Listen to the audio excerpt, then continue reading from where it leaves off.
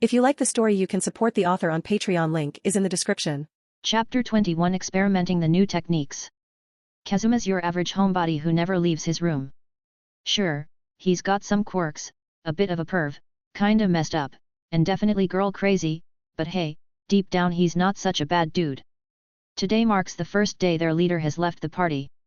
Kazuma resolved to become the team's pillar, improving the party so that upon the leader's return, he won't be too disappointed with this group of misfits.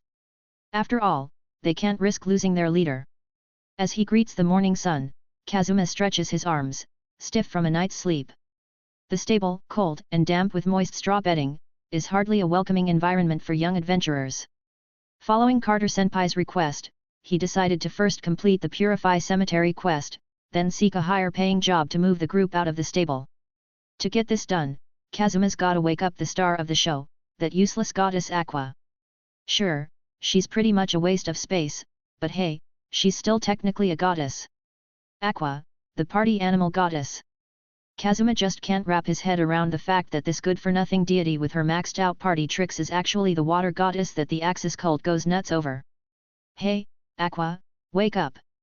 We need to complete the quest. How long are you planning to sleep? As Kazuma shifted his gaze to the goddess sleeping like a pig beside him, he discovered an unexpected presence. Their leader, Adam Carter. Adam is embracing Aqua, who's curled up in his arms for warmth, holding him tightly, the two intimate and inseparable. Hey? Carter-senpai. Having been entrusted with great responsibility just last night, and now seeing Adam before him this morning, Kazuma can't help but suspect he's being tricked. An hour later. Hahaha. I was just worried about you guys, so I only stayed away for one night and hurried back. Adam scratched his cheek, laughing awkwardly. Is that so? Carter-senpai, you're not trying to fool me, are you? Kazuma doesn't believe it at all, suspecting this is a prank orchestrated by Adam and Aqua to make fun of him. Bet you anything this was her bright idea. She's probably itching to see me fall for it so she can laugh her head off and call me a shut-in neat. That Aqua. She's about as gracious as a grumpy cat. Seriously, her pettiness could give a kindergartner a run for their money. Just as Kazuma was about to condemn her for going too far, Adam spoke. Come on, Kazuma, don't doubt me. I've mastered an incredible otherworldly sword technique, and I'm eager to share it with you. Trust me, you won't be disappointed. Really, Adam? Before Kazuma could react, Aqua chimed in excitedly, learning an otherworldly skill in just one night is expected of the hero, I acknowledge. The title of skill thief is yours. Is that really true? Her enthusiasm only deepened Kazuma's skepticism. Man, they're really piling it on. I'd be a total dummy to buy this baloney. It's true, I swear. Adam nodded earnestly. I really did learn a sword technique in one night, and it's quite powerful. Just one night. Just one night. His confident demeanor was convincing, and Kazuma finally believed him. Rising from the straw mat, Adam announced, well then, let's go try out this otherworldly sword technique. Oh! Aqua and Kazuma cheered in unison, with Kazuma being the most excited. He was about to learn the sword technique of his dreams. Stoked? Nat, over the freaking moon. But hold up, his happy dance was about to hit a major snag. After washing up in the stable, the trio headed to the Adventurers Guild to await Megaman and Darkness's arrival. Since we're testing sword techniques, we'll need monsters as practice targets. Let's seize this chance to accept an extermination quest and try it out. Adam, Aqua, and Kazuma stood before the quest board, perusing the available tasks.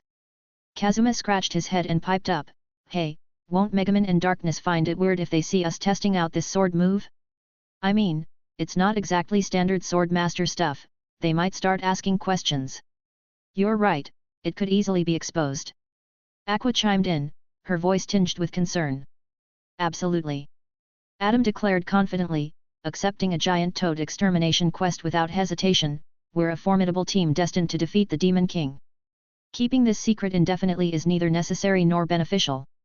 When the time comes, we'll handle any questions with ease. Trust me, those two won't dig too deep into this matter. You're onto something, Kazuma nodded, grinning. Megaman and Darkness aren't exactly the sharpest tools in the shed. They'll probably just roll with it. Right on cue, the two popped up at the Adventurers Guild entrance like a pair of whack-a-moles. Hey, what's that supposed to mean? Yeah, spill it, Kazuma. The dynamic duo piped up, clearly not thrilled with Kazuma's little jab. Kazuma, being the equal opportunity critic he is, doesn't hold back, yet, Miss Explosion with the not-so-bright ideas and Miss Kanti hit the broadside of a barn crusader. What's your deal? You're supposed to be top tier, but you're about as useful as a chocolate teapot. Not so bright ideas. Ah, useless, so degrading, MMM. Megaman and Darkness fold like cheap lawn chairs under Kazuma's sick burn. Their reactions make Kazuma roll his eyes so hard he practically sees his own brain, and he backs away from the hot mess express. Alright, let's go. Adam announces, clapping his hands to grab everyone's attention. Megaman and Darkness, having just arrived and unaware of the situation, inquire, go? Where? To complete an extermination quest. As Adam hands them the extermination order, their expressions shift dramatically. Megaman appears terrified, while Darkness seems excited. Both recall their slimy past experience, albeit with vastly different reactions. Don't worry, it's not your turn to shine this time. I'll be the one experimenting with sword techniques. Adam reassures them, patting Megaman's shoulder to soothe her wounded spirit. Experimenting with sword techniques. Yes, not a sword master skill, but a stolen one.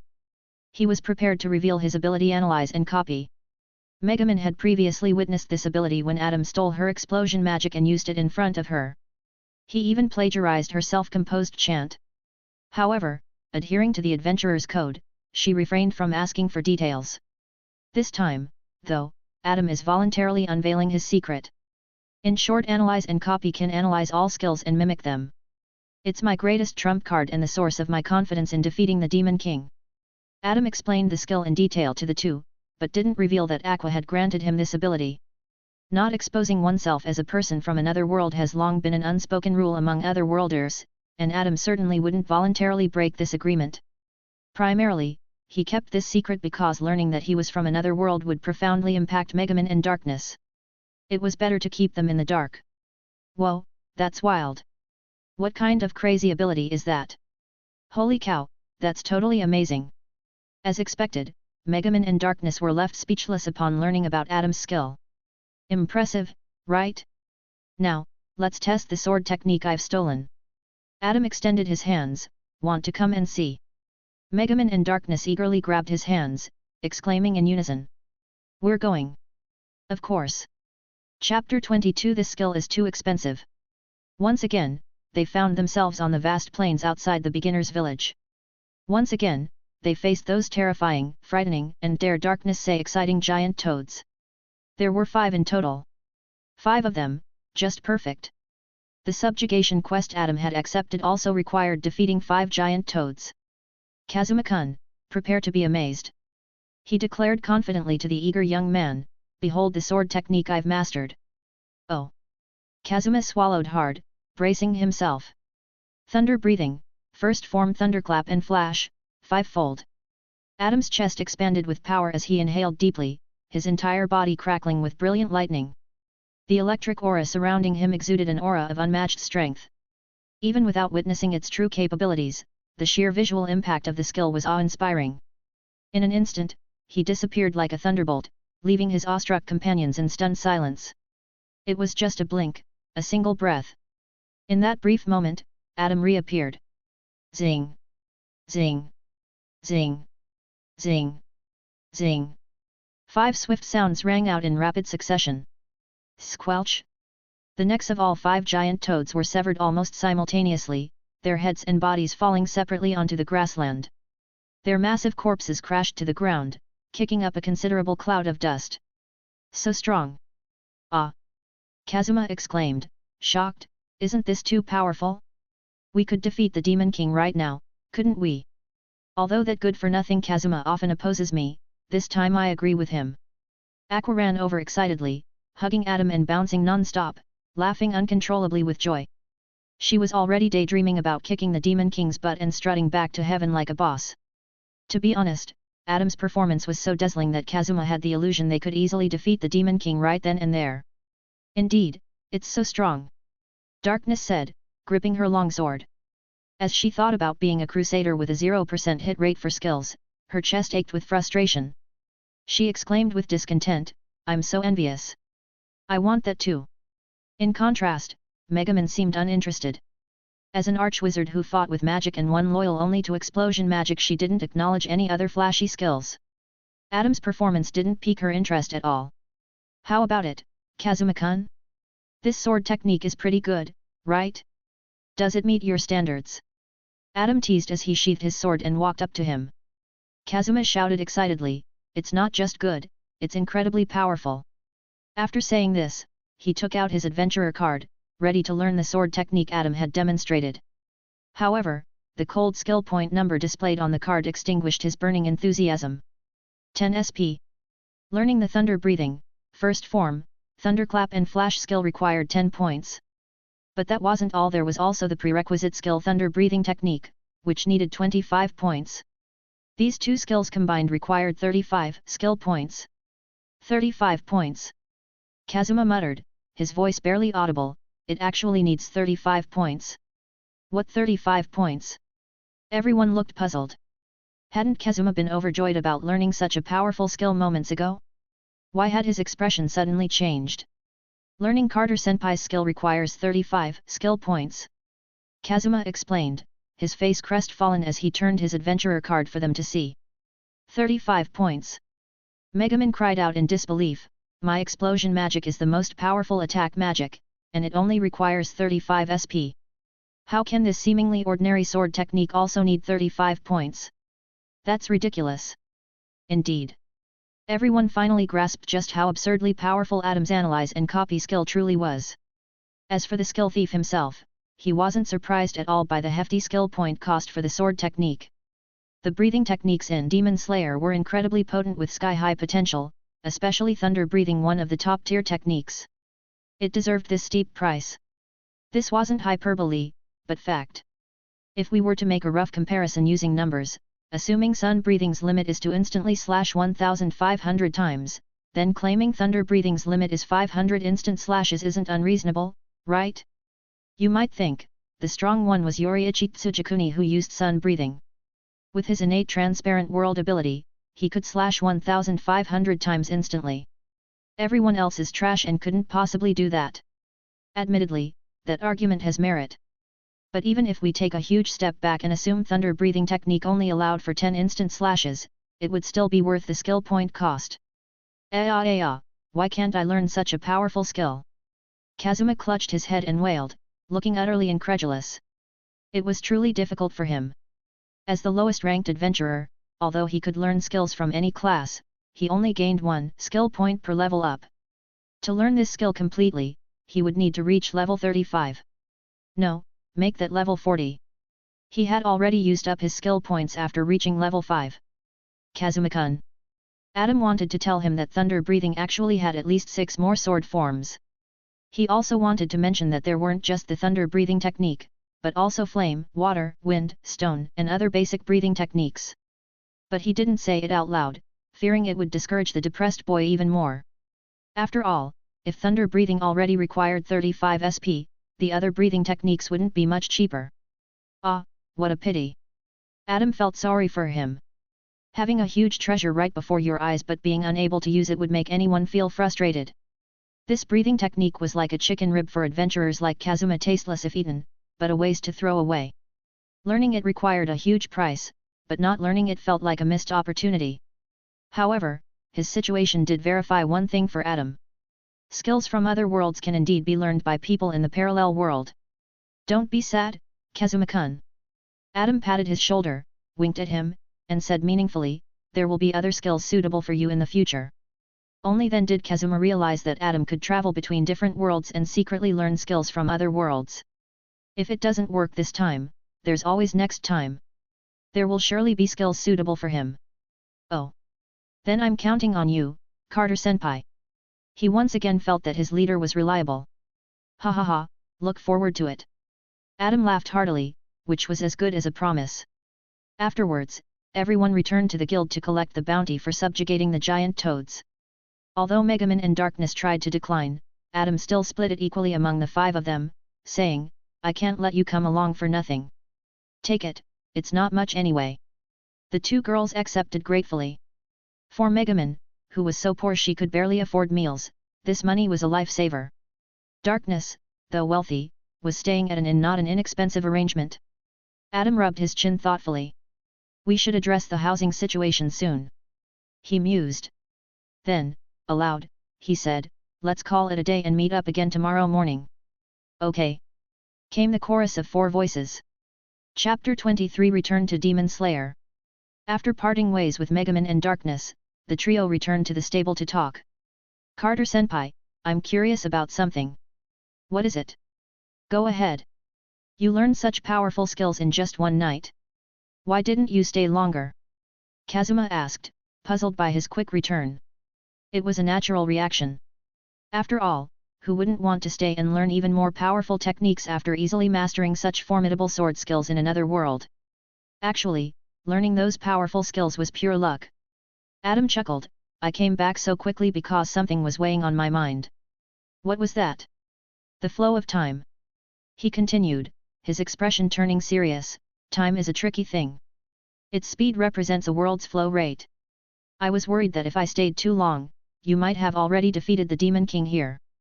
Unsure about the time flow between worlds, Adam had returned after just one night to be safe. This experience, however, helped him realize that the time flow between the 2 worlds was 1:1. That's true, confirming the time flow between worlds is crucial. But come on, Carter-senpai, you're pulling my leg. Us misfits? Taking down the Demon King? Fat chance, even if we had a century, Kazuma chuckled, getting Adam's point but still not buying it. Hey now, don't be such a downer, Kazuma-kun. Adam said, patting his shoulder, I'm telling you, you've got this Demon King thing in the bag, with or without me. I'm rooting for you, buddy. Carter-senpai. Kazuma blubbered, getting all emotional. But before things could get too sappy, someone decided to rain on their parade with a snarky little sound. TCH. The sound came from Aqua, who looked thoroughly displeased. She couldn't forget how she ended up stuck in this lame mortal world, no fancy food, no cute outfits, just a bunch of hard work. Seeing Adam give Kazuma props just made her even more annoyed. What's the big deal about that perverted Kazuma anyway? Hey, you useless goddess, got a problem with me? Kazuma shot her a dirty look. His male pride was in full swing. Realizing someone was despising him naturally made him feel displeased. Look at Kazuma, getting all cocky after a few nice words. Aqua mumbled under her breath. Kazuma immediately counterattacked, aren't you talking about yourself? Just because Carter-senpai called you Goddess-sama a couple of times, you were so happy you couldn't find north. Excuse me. I am a goddess, you know. You don't have a single goddess-like quality, yet you have the nerve to call yourself one. It's all your fault I'm like this. And just like that, Kazuma and Aqua were at it again. Their non-stop squabbling drove everyone else in the stable up the wall all day long. But perhaps it was precisely this unpredictable chemistry between them that would enable them to defeat the Demon King with their endless stream of tricks. Halt, little kids. Adam stepped forward like a mother hen to break up the fight, pulling the two apart. Aqua, although Kazuma-kun has flaws like being useless, perverted, lecherous, shameless, and vulgar, he does have the potential to become a first-class adventurer. I'm sure defeating the Demon King is just a matter of time for him. Adam's words weren't far from the truth. Kazuma did eventually defeat the Demon King, and in a one-on-one battle, no less. Granted, he had Aqua's weakening magic to help him. Still, it's undeniable that defeating the mightiest Demon King while having the least impressive adventurer class was quite a feat. Hearing Adam's words, Kazuma was torn between pride and irritation. Carter-senpai, your compliments are unique, hehe. He chose to interpret it as praise, for now. Aqua let out a derisive snort and turned away from the perverted high schooler. It seemed her anger had cooled somewhat. Adam then addressed them both. Back to our earlier discussion, I'm planning another trip to the other world, and this time I'll be staying longer. You're going again? Aqua asked. Indeed, I am. He nodded, the sword techniques there suit me perfectly. I want to make the most of this chance. Kazuma perked up. Carter-senpai, make sure to learn some practical, cheap skills to teach me when you return. Certainly. Adam agreed with a hearty laugh. Now then, the team should stick to my previous plan. Finish the Purify Cemetery quest, and after that, you're free to take on whatever quests you like. He then communicated with his anchor point. Well, it's time. I'm off. Have a safe journey. Kazuma and Aqua called in unison. The three bid each other farewell. Adam closed his eyes, and when he opened them again, the scenery had transformed. He had once more arrived in the world of Demon Slayer. It was still Mount Nadagumo, the central battlefield. He stood in the shadows, watching as sunlight pierced through the tangled leaves, directly hitting the ground. Ah, the sunlight feels so good. It was now noon. After experimenting with sword techniques and returning to the stable, only half a day had passed. It was still early. Whoosh! A barely audible sound of a sword being drawn came from behind, accompanied by a sharp breeze aimed at Adam's neck. The killing intent was palpable. The speed is impressive. After sensing it, he sighed, then rolled forward to dodge. He knew the attacker. This was already the second time. Still with the sneak attacks? Shinobu, you're not fighting fair. Oh my, Carter-kun actually dodged it. Seeing her sword miss, Shinobu sheathed her blade and smiled at him. Shinobu, I've told you many times, I'm not a demon. I know. She nodded, then said pointedly, yesterday, when it was almost dawn, Carter-kun suddenly disappeared. I thought you had deceived me. In her understanding, demons invariably dissipated when exposed to sunlight. He had vanished just moments before sunrise. In Shinobu's mind, wasn't this evidence that he feared being killed by the sun and had fled? I'm certain of it. Adam Carter is a demon, and he even deceived me. She thought to herself. But this assumption dissipated in the next second. Having rolled to dodge the sneak attack, Adam now stood in the sunlight, basking in its warmth. Do you believe me now? He fixed her with a deadpan stare. He knew Shinobu still distrusted him, which explained her test. Yes, Carter-kun is not a demon. I understand now. She said with a smile. So, Shinobu, were you waiting here for me? Adam doubted she was just passing by. She must have stayed after the battle at Mount Nadagumo, specifically to meet him. Shinobu nodded. Carter-kun, the master of the Demon Slayer Corps, Yubayashiki-sama, requests your presence. Kaguya Yubayashiki. He stroked his chin with interest. Is it okay if I don't go? It is. But will you not go? I will. Then why ask? A vein popped on Shinobu's forehead. Though she was smiling, she was seething with anger. Ah, one more thing, call me Takeshi Suoha. That's my name here in Japan, and it might be less troublesome for everyone. Adam suddenly requested. Though he didn't mind using his usual name, his experience getting Japanese people to pronounce Carter correctly had been challenging. Oh, so. Suoha-kun is a traveler. Shinobu's eyes sparkled momentarily. Aware of other countries' existence, she finally understood why his name was so strange. Yet, inwardly, she grumbled, why didn't you introduce yourself like this from the start? Adam was too much for her to handle. She found him exasperating. I'm furious, but I still have to keep smiling. Chapter 24 Hashira Meeting. Adam agreed to accompany Shinobu to the Demon Slayer Corps headquarters, but he was required to wear a black cloth bag over his head, obscuring his vision and other senses. This was a non-negotiable condition. He understood that this measure was intended to conceal the location of the Demon Slayer Corps headquarters and protect their base's security. However, in reality, this precaution was entirely ineffective for him. Adam possessed the perception skill, which allowed him to thoroughly survey the surrounding terrain. Even with his eyes covered, it had no impact on his abilities whatsoever. This situation perfectly illustrated the futility of conventional methods against fantastical abilities. Of course, Adam wasn't foolish enough to reveal, this is useless for me. After all, wouldn't that be deliberately toying with people's minds? I apologize, Suoha-kun, but this is a rule of the Demon Slayer Corps. Shinobu explained as she placed the black cloth bag over his head, it's to prevent the location of our headquarters from being exposed and to protect the safety of our master. I hope you understand. It's perfectly fine. I understand completely. Adam replied, obediently putting on the bag without any sign of reluctance. Muzan Kibutsuji and the Yubayashiki family were locked in a centuries-old game of hide-and-seek, each seeking to find the other in an attempt to resolve their conflict at its source. Yet both sides had concealed themselves so well that for 1,000 years, neither had discovered the other.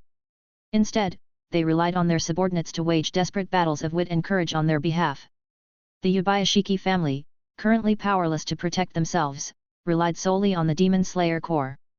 Their need to remain hidden was understandable.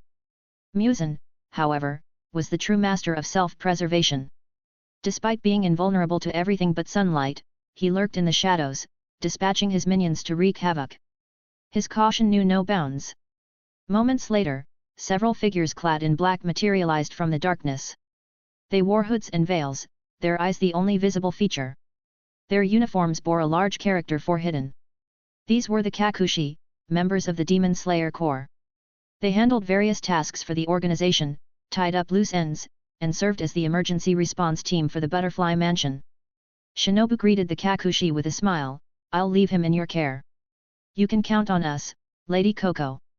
A Kakushi member replied respectfully, "We'll ensure his safe arrival at headquarters." With that, they hoisted Adam up and whisked him away. After several handovers, Adam arrived at the Demon Slayer Corps' stronghold, feigning ignorance of the route. The Demon Slayer Corps headquarters. Upon arrival, the black cloth bag was removed from Adam's head. Scorching sunlight flooded his eyes. As his vision adjusted, he surveyed his surroundings. Before him stood the 8 pillars, the elite of the Demon Slayer Corps. Stone pillar Gyumeheim Jima. Serpent pillar Obanai-guro. Mist pillar Muchiro Tokaido. Love pillar Mitsurai Kenroji. Sound pillar Tenjin Uzui. Flame pillar Kyojuro Rengoku. Water pillar Gyutomyoka. And beside him, the insect pillar Shinobu Koko. These individuals, dressed distinctively and brimming with character, matched the Demon Slayer Corps Hashira members in his memory perfectly. All the Hashira were present, save for Sanamai Shinazugawa. My, all familiar faces. This is truly exciting beyond measure. Adam murmured softly. His unheard thoughts continued, these people all possess powerful breathing techniques and sword skills. His gaze intensified with interest. Shinobu gestured towards him, introducing him to the Hashira with a smile. This gentleman is Takeshi Suoha, a guest invited by our master. Hello everyone, I'm Takeshi Suoha. Please take care of me. Adam said, waving in greeting and using his alias. Oh. Hello, I'm Kyojuro Rengoku. Please take care of me too. The flamboyant me is Tenjin Uzui. So handsome. I'm Mitsurai Kenroji. Please take care of me. I'm Gyumeheim Jima. And that was it. Only 4 people responded to Adam's greeting, the rest remained silent. Well. The silent ones were playing it cool, acting like experts. Shinobu, familiar with their temperaments, looked at the center of the scene and asked, "What's going on here? What's happened? Why is Tanjiro Kamado here?" "We're here to pass judgment on Tanjiro Kamado," Kyojuro declared, pointing at Tanjiro, who knelt before them, covered in wounds. As a member of the Demon Slayer Corps accompanying a demon, he must be executed. He must die. Obanai, the serpent Hashira, added venomously, "A demon hunter with a demon, it's preposterous." Gyumei's face showed compassion, but his words were unyielding. One who aids evil demons forfeits their right to live in this world. Tenjin drew his dual swords. "I'll handle the execution. He'll die a flamboyantly bloody death." The others remained silent, tacitly agreeing. Muchiro gazed absently at the sky. Only Mitsurai spoke up hesitantly, he was on a mission with a demon, wasn't he? Surely the master knew. If we punish him ourselves, won't the master be displeased? Is this really all right? That's true. The master can't be unaware. Mitsurai's words resonated, and the Hashira fell into contemplation. Adam observed silently, assuming events would unfold as he remembered if he didn't intervene. Indeed, the wind pillar soon arrived. After some heated exchanges, Kaguya Yubayashiki, the master, intervened to defuse the situation. Following debates, tests, and Kaguya's appeals, the group reluctantly agreed to spare Tanjiro's life. Throughout this process, Adam remained a spectator. He had to admit, witnessing it firsthand was far more engaging than watching it on screen. No wonder people preferred live concerts to recordings. However, he was surprised when Kaguya unexpectedly involved him in Tanjiro's judgment. Suoha-kun, what do you think of this arrangement? Kaguya asked him, who was observing from the sidelines. Do you have any additional insights? Insights? Adam frowned slightly. This is an internal matter of your Demon Slayer Corps. As an outsider, I shouldn't have the right to interfere, should I? But you saved Tanjiro at that time, didn't you? Kaguya looked at him with a smile. Regardless of your purpose, your interference in Shinobu's capture of Tanjiro is a fact. This must have been specially reported to him by Shinobu. Along with his original name, so Kaguya should already know that he's a foreigner. Yet he still treated him gently. That's right, I did interfere. Adam admitted frankly, contentedly accepting Tanjiro's grateful gaze. Then, Suo-kun, why did you save Tanjiro, and what was your purpose? Kaguya asked, his curiosity piqued. Don't misunderstand, it was purely for my own selfish reasons. Selfish reasons? Yes, selfish reasons. Adam looked at Tanjiro and, facing his puzzled expression, enunciated each word, for the sun breathing. What? Chorused 9 voices in unison. With this revelation, all hell broke loose. Chapter 25 The Secret of Sun Breathing. Sun breathing is the original breathing technique. The 5 breathing styles currently used by the Demon Slayer Corps are all derivatives of sun breathing, and they are far inferior to it. For nearly 1,000 years, the Demon Slayer Corps has been searching for the sun breathing, a pursuit second only to their hunt for Muzan Kibutsuji. In their view, it is the key to defeating the Demon King himself. With it, one can greatly enhance their strength and effectively combat Muzan. Now, they have suddenly heard news about it. Sun breathing appearing near me. Suo-kun, it doesn't seem like you're joking. Although Kaguya couldn't see his expression, he could sense from Adam's tone that he wasn't lying. Of course not. Adam said, observing everyone's reactions. Revealing this secret was a decision he had carefully considered. With Rui's death, the Demon Slayer Corps was about to face a grim transformation, becoming the Pillar Slayer. Soon, Kyojuro Rengoku would board the Infinity Train and battle Upper Moon 3, Akaza. He would fight until dawn before falling, initiating a series of pillar deaths and leading the story to its final, devastating chapter. Now was the perfect opportunity for Adam to accumulate strength. All the pillars were present, and their breathing techniques, sword skills, and combat experience would be at his disposal. The emergence of sun breathing would also boost the Demon Slayer Corps' strength. This would be extremely beneficial for both the Corps and Adam, a true win-win situation. Sun breathing? Kyojuro asked impatiently, where is it? Where's sun breathing? Tell this fabulous me first. I'll retrieve it and present it to our master. Tenjin chimed in, eager to curry favor. I'll go. Nonsense, this should be left to me. No, me. The pillars, who stood at the apex of the Demon Slayer Corps, were arguing like common folk in a street quarrel, all dignity befitting their high positions forgotten. But who could blame them? This was the sun breathing they had yearned for over 1,000 years. Even Mujiro, usually lost in his own world, had his eyes gleaming with eagerness as he stared intently at Adam. Silence. Kaguya's calm utterance instantly quieted the noisy Demon Slayer headquarters. Please explain this matter in detail, Suo-kun. Adam didn't hesitate. You just said, we don't know why Muzan Kibutsuji is hunting Tanjiro Kamado, right? That's correct. Kaguya said, seeming to grasp something. Could it be related to Tanjiro? Yes, it's closely related. Adam pointed at Tanjiro. I believe Muzan Kibutsuji is hunting him out of fear. Fear? Everyone was puzzled. Are you familiar with Yoriichi Tsujikuni? Adam's sudden change of topic left everyone struggling to follow. But who wouldn't recognize that legendary name? Is Suo-kun referring to the Demon Slayer Corps' predecessor who created sun breathing and kept Muzan Kibutsuji at bay for nearly a century? That's the one. Adam elaborated. Legend has it that Yoriichi Tsujikuni was born with the ability to use total concentration breathing and was the first swordsman to awaken the Demon Slayer mark. He was the nemesis who nearly destroyed Muzan Kibutsuji. I'm surprised Suo-kun knows these secrets, but how does this relate to Muzan Kibutsuji hunting Tanjiro? Kaguya attempted to steer the conversation back on track. Patience, I'm getting there. Adam said, gesturing with his hand. Do you know what Yoriichi Tsujikuni looked like? His appearance. Yoriichi Tsujikuni was born with a flame-shaped mark on his forehead, wore sun-patterned earrings, and even had black and red hair. He trailed off, but everyone's gaze had already shifted to Tanjiro.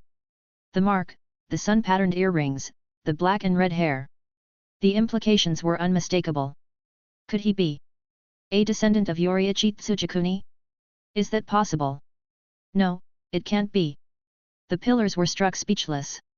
How could the seemingly weak little boy before them possibly be a descendant of the legendary Yoriichi Tsujikuni? Unworthy. He was utterly unworthy, bringing shame to his ancestor's name. They thought of Muichiro, another Tsujikuni descendant, who had become a pillar after wielding a sword for just 2 months. Now that was worthy of the Tsujikuni legacy.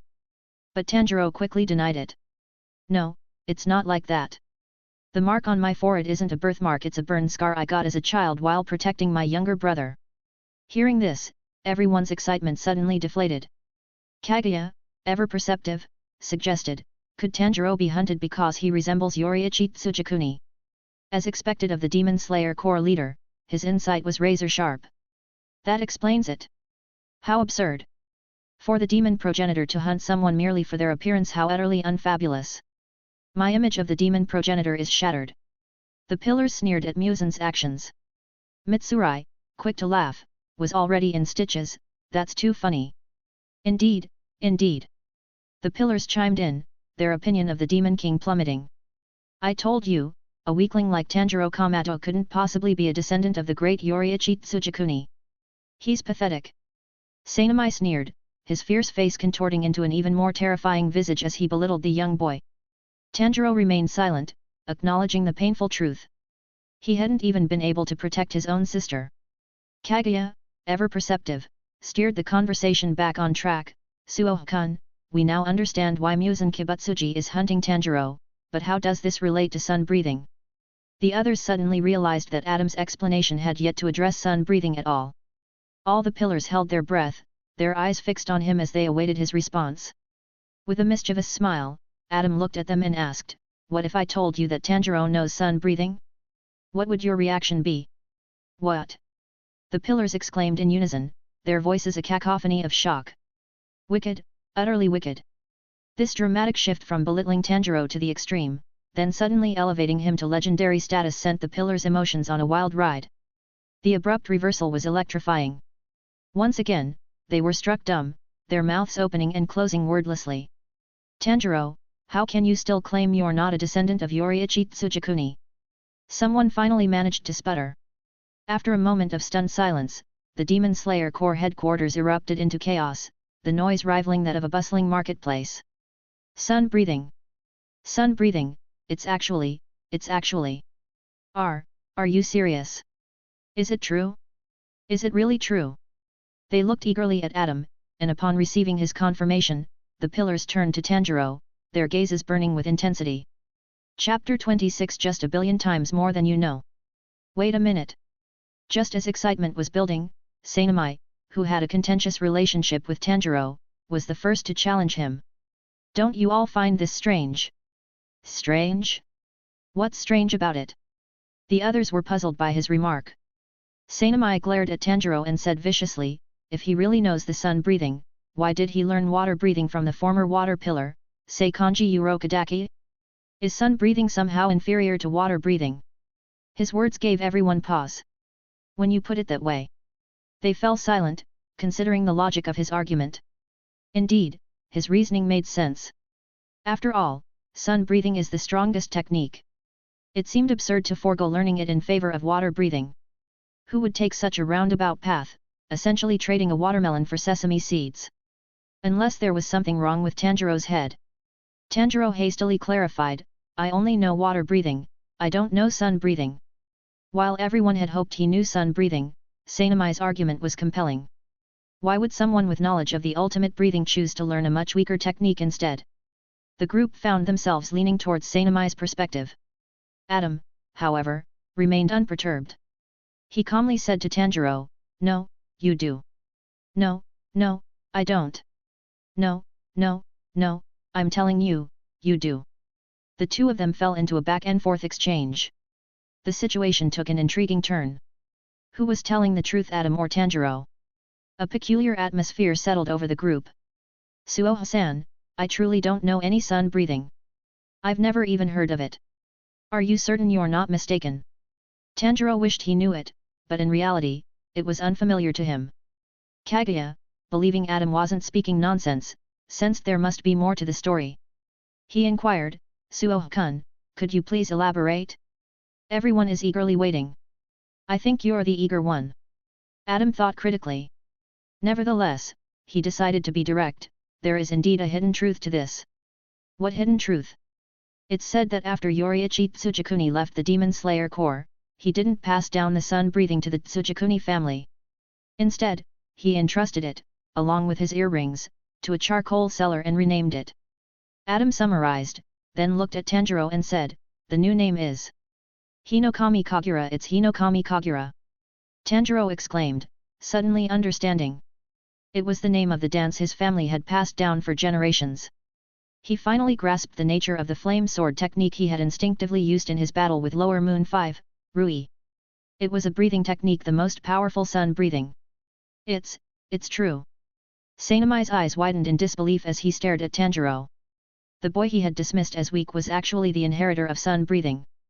Sanami, the wind pillar, found it hard to accept, but the facts were undeniable. Tanjiro, could you tell us more about this Hinokami Kagura? Kaguya asked, his usual composure slipping. He realized the sun-breathing technique was right before them. Yes. Tanjiro nodded respectfully and began, to be honest, I don't know much about Hinokami Kagura. I only know that during our yearly festival, my father would perform this dance from dusk till dawn without tiring.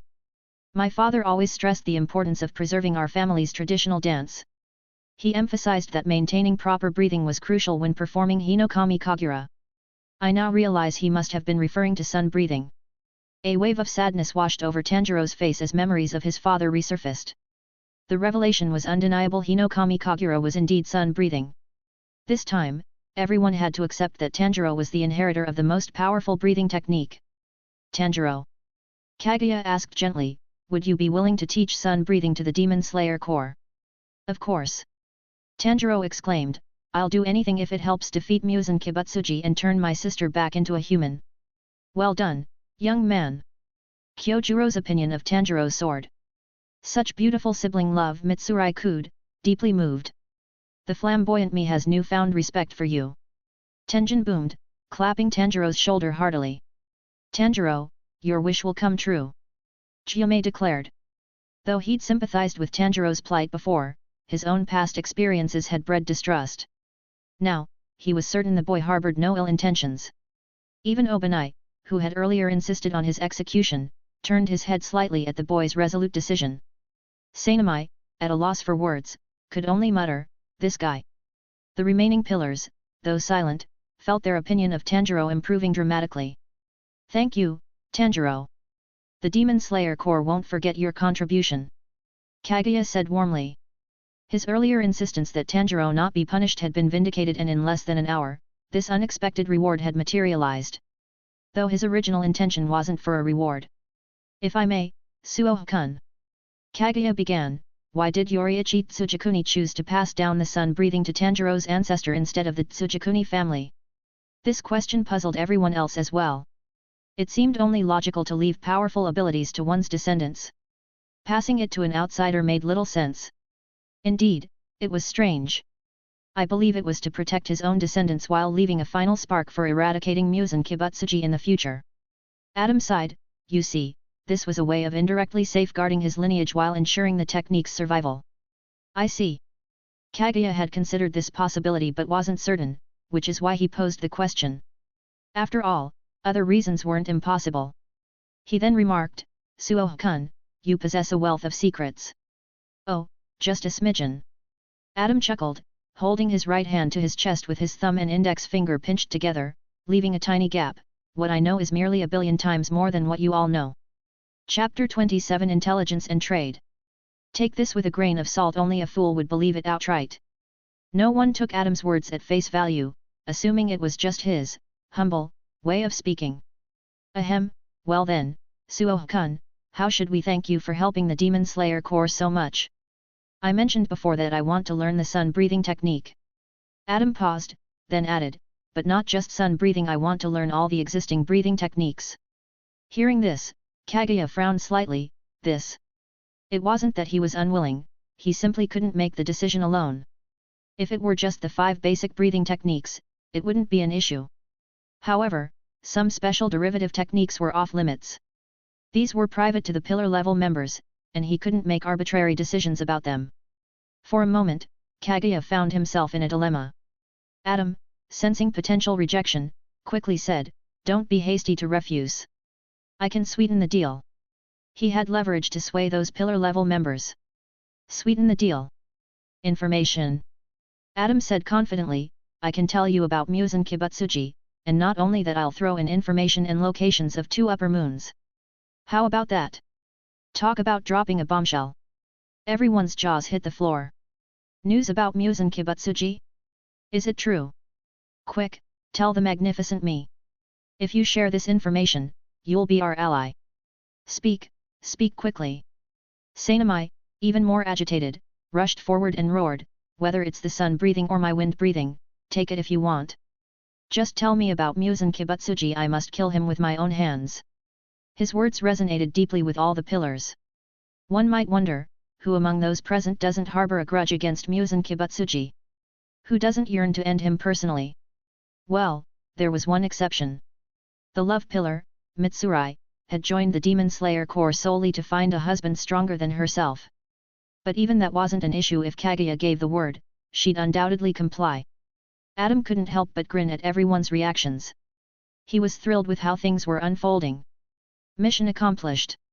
Everything was falling into place exactly as he'd anticipated. The pillars were chomping at the bit, ready to exact their vengeance on Muzan. If they could obtain information about him and bring him to justice personally, they'd pay any price. Their fervor was understandable. For a millennium, they hadn't caught so much as a glimpse of him. Now that Adam claimed to have concrete information, how could they remain calm? The atmosphere among the pillars was electric, even more charged than when they'd discovered the sun-breathing technique. Observing the pillars' excitement, Kaguya knew he couldn't dampen their spirits. With a wry smile, he conceded, "It seems we have no choice but to agree." Although he could use his long-accumulated prestige to prevent the pillars from trading with Adam, doing so would disappoint them, something he wanted to avoid. Moreover, he was inclined to make the exchange himself but struggled with how to broach the subject. This was the crux of his dilemma. If he weren't conflicted, couldn't he simply refuse outright? For the sake of his long-cherished wish, he was willing to pay the price. The pillars' hatred for Muzan ran so deep that they were willing to exchange even their own breathing techniques with Adam. This provided Kaguya with a solution. "I must say, Suo-kun, you possess quite an extensive knowledge of secrets." Adam chuckled, pinching his thumb and index finger together to show a tiny gap, "Just a smidgen, really. A mere smidgen." Suo-san. This time, even the usually oblivious Tanjiro was at a loss for words. Adam was truly exasperating. Nevertheless, Kaguya, representing the Demon Slayer Corps and the Pillars, agreed to his trade request. "However, I have a question," Kaguya said. "The sun breathing is the origin of all breathing techniques, so why do you want to learn the others as well? Knowing too many techniques might lead to a lack of focus and hinder you instead. I hope you understand this principle, Suo-kun. Jack of all trades, master of none, is that it?" Adam smiled slightly, "I'm simply looking for the breathing technique that suits me best. As they say, the strongest isn't always the most suitable, but the most suitable is relatively the strongest. Do you understand my meaning, Yubayashiki family head?" "I see. Thank you for the lesson." After all, Kaguya was the heir of a great family. A moment's reflection was all he needed to grasp his reasoning. "Of course, this applies to all of you as well." Adam called out to the pillars below, "The sun breathing is indeed powerful, but it's not necessarily suitable for everyone. It's because, well, never mind. That's not your primary concern right now." Though he was tempted to flaunt his knowledge further, he noticed that everyone present, including Tanjiro, had their minds elsewhere. They fixed him with intense gazes, eager to hear news about Muzan. "Well then, let me tell you what you're most anxious to know."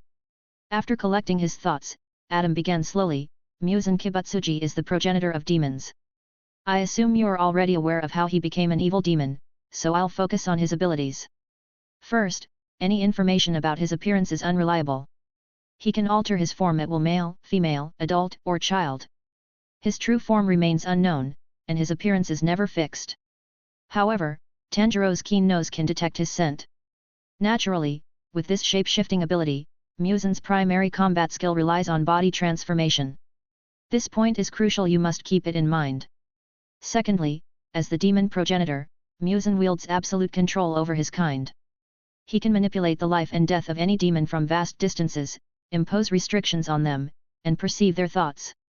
He can even witness the final moments of other demons through their eyes. And the most critical point.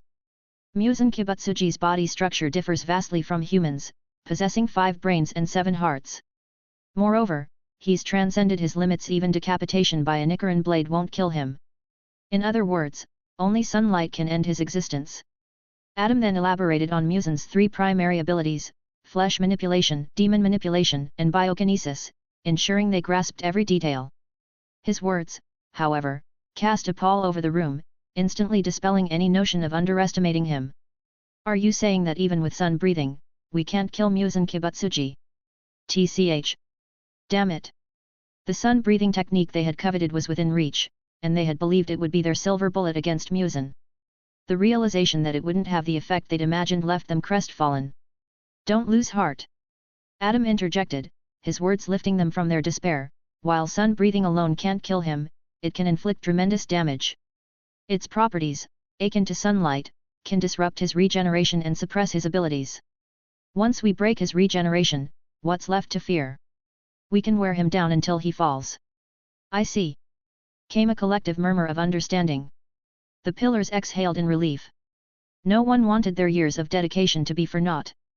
Now, let's discuss 2 Upper Moon demons, Upper Moon 2, Doma, and Upper Moon 6, Daki.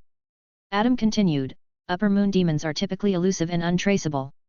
However, these 2 frequently mingle in human society, making them easier to locate. Doma, Upper Moon 2, currently leads the Eternal Paradise cult, boasting about 250 members. Daki, Upper Moon 6, poses as an Waran in the Yoshiwara district under the alias Warabiheim. As for their abilities, Adam proceeded to detail the appearances and powers of Doma and Daki. He concluded, for more specific information about them, you'll need to conduct your own investigations. He refrained from elaborating further, confident that the Demon Slayer Corps would verify his information independently. He saw no need to belabor the point. As the observant Adam surveyed the room, he noticed Shinobu's reaction to the news about Doma. Her breathing quickened, and her jade-like hand, hidden at her side, clenched so tightly that blue veins became visible. Kaguya bowed to Adam, his demeanor genuinely gracious. Thank you, Suo-kun. Not at all. Adam replied, stepping forward to assist him. We each got what we needed. Kaguya then turned to Shinobu. Shinobu, please escort Suo-kun to the butterfly estate for rest.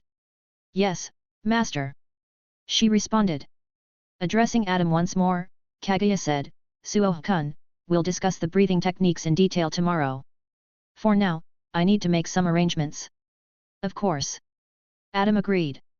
With that, he departed with Shinobu. Chapter 28 Advising Shinobu. Adam and Shinobu walked along the mountain path in silence. After a moment, she spoke first. Thank you, Suo-kun. Thank me for what? For telling you about Muzan Kibutsuji. Adam turned to look at her. Don't misunderstand, this is just a transaction. I give you information, you teach me the breathing technique. We each get what we need, that's all. In truth, even if Kaguya hadn't agreed to the exchange, Adam would have told them about Muzan anyway. That scum of a boss was hated by both humans and gods. If Aqua were here, she'd be clamoring to purify this demon progenitor. However, he did indeed need the breathing technique and sword skills, so he took the opportunity to ask for them. Moreover, if he were to offer help unconditionally without asking for anything in return, it might make them suspect he had ulterior motives or was secretly plotting something. After all, he didn't have any deep grudge against demons. It was better to make an outrageous demand to put their minds at ease. Yet what he considered to be a shameless, outrageous demand, they thought nothing of and considered a small matter. This level of magnanimity left Adam speechless. Was this the foundation of the Demon Slayer Corps, inherited for 1,000 years? He loved it. After walking a bit further, he said bluntly, Shinobu, if you're thinking of seeking revenge against Doma, I advise you not to go to your death. These words were hurtful and very blunt, showing no consideration for her feelings. Shinobu fell silent, her footsteps gradually slowing until she came to a stop. Adam halted as well, turning to face her. Their eyes met, and he noticed the absence of her usual smile. Suo-kun, am I, that transparent? Completely. Despite your best efforts to conceal your hatred for Doma, perceptive individuals around you have noticed. I'm certain Kaguya Yubayashiki has too, which is why he sent you here, likely to keep you at a safe distance. Kaguya had handled the situation adeptly as a leader. After Adam's revelation about the two Upper Moon demons, it became clear that Shinobu's sister, the former flower pillar Kane Koko, had fallen victim to Upper Moon too, Doma. Kaguya's decision to send Shinobu here served one of two purposes, either to provide her with more information about Doma, or to dissuade her from seeking revenge. The choice between these options hinged on Adam's assessment of her strength. Indeed, Kaguya, as the leader of a great family, was not a man to be underestimated. However, before Shinobu could ask the question that should have come first, Adam preemptively addressed it. Suo-kun, would you like to hear about my past? Before he could respond, she began answering her own question.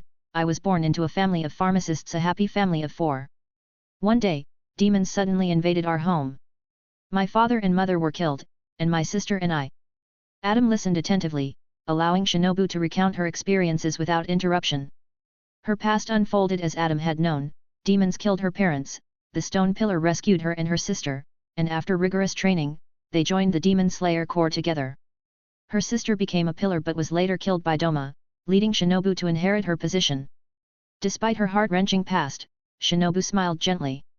However, her smile lacked warmth, and her soft words were laced with hatred for demons.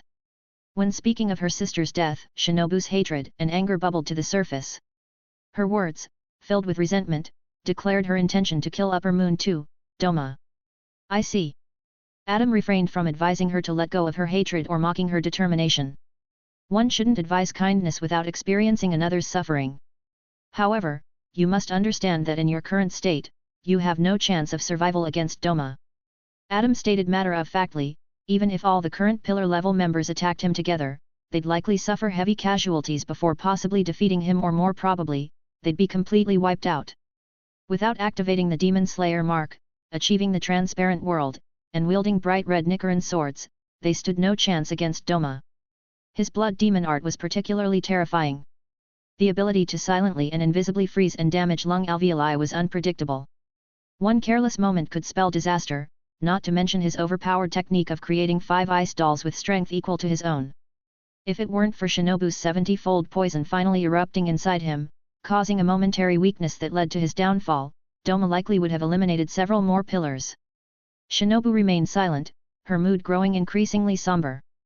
To prevent her demise, Adam's only recourse was to be blunt and mercilessly crush her hopes. Observing her dejected demeanor, he sighed. Shinobu, one day the Demon Slayer Corps will face Doma. When that time comes, I'll be there to help you. I promise we'll defeat him together. For now, focus on growing stronger. Taken aback by his words, Shinobu stammered, Why would you? Because I... Adam caught himself, realizing he was about to say too much. He quickly amended, helping you serves my own interests. Your own interests? But I've already shared the breathing technique. I don't have anything else Suo-kun would find valuable. Shinobu, you're forgetting something. You're a pharmacist with extensive knowledge of medicine. Ah, I see. If Suo-kun has any questions about pharmacology, please don't hesitate to ask. Shinobu's gentle smile made Adam's heart flutter. Oh. I'm sorry, Suo-kun. She exclaimed softly, I've been burdening you with my troubles.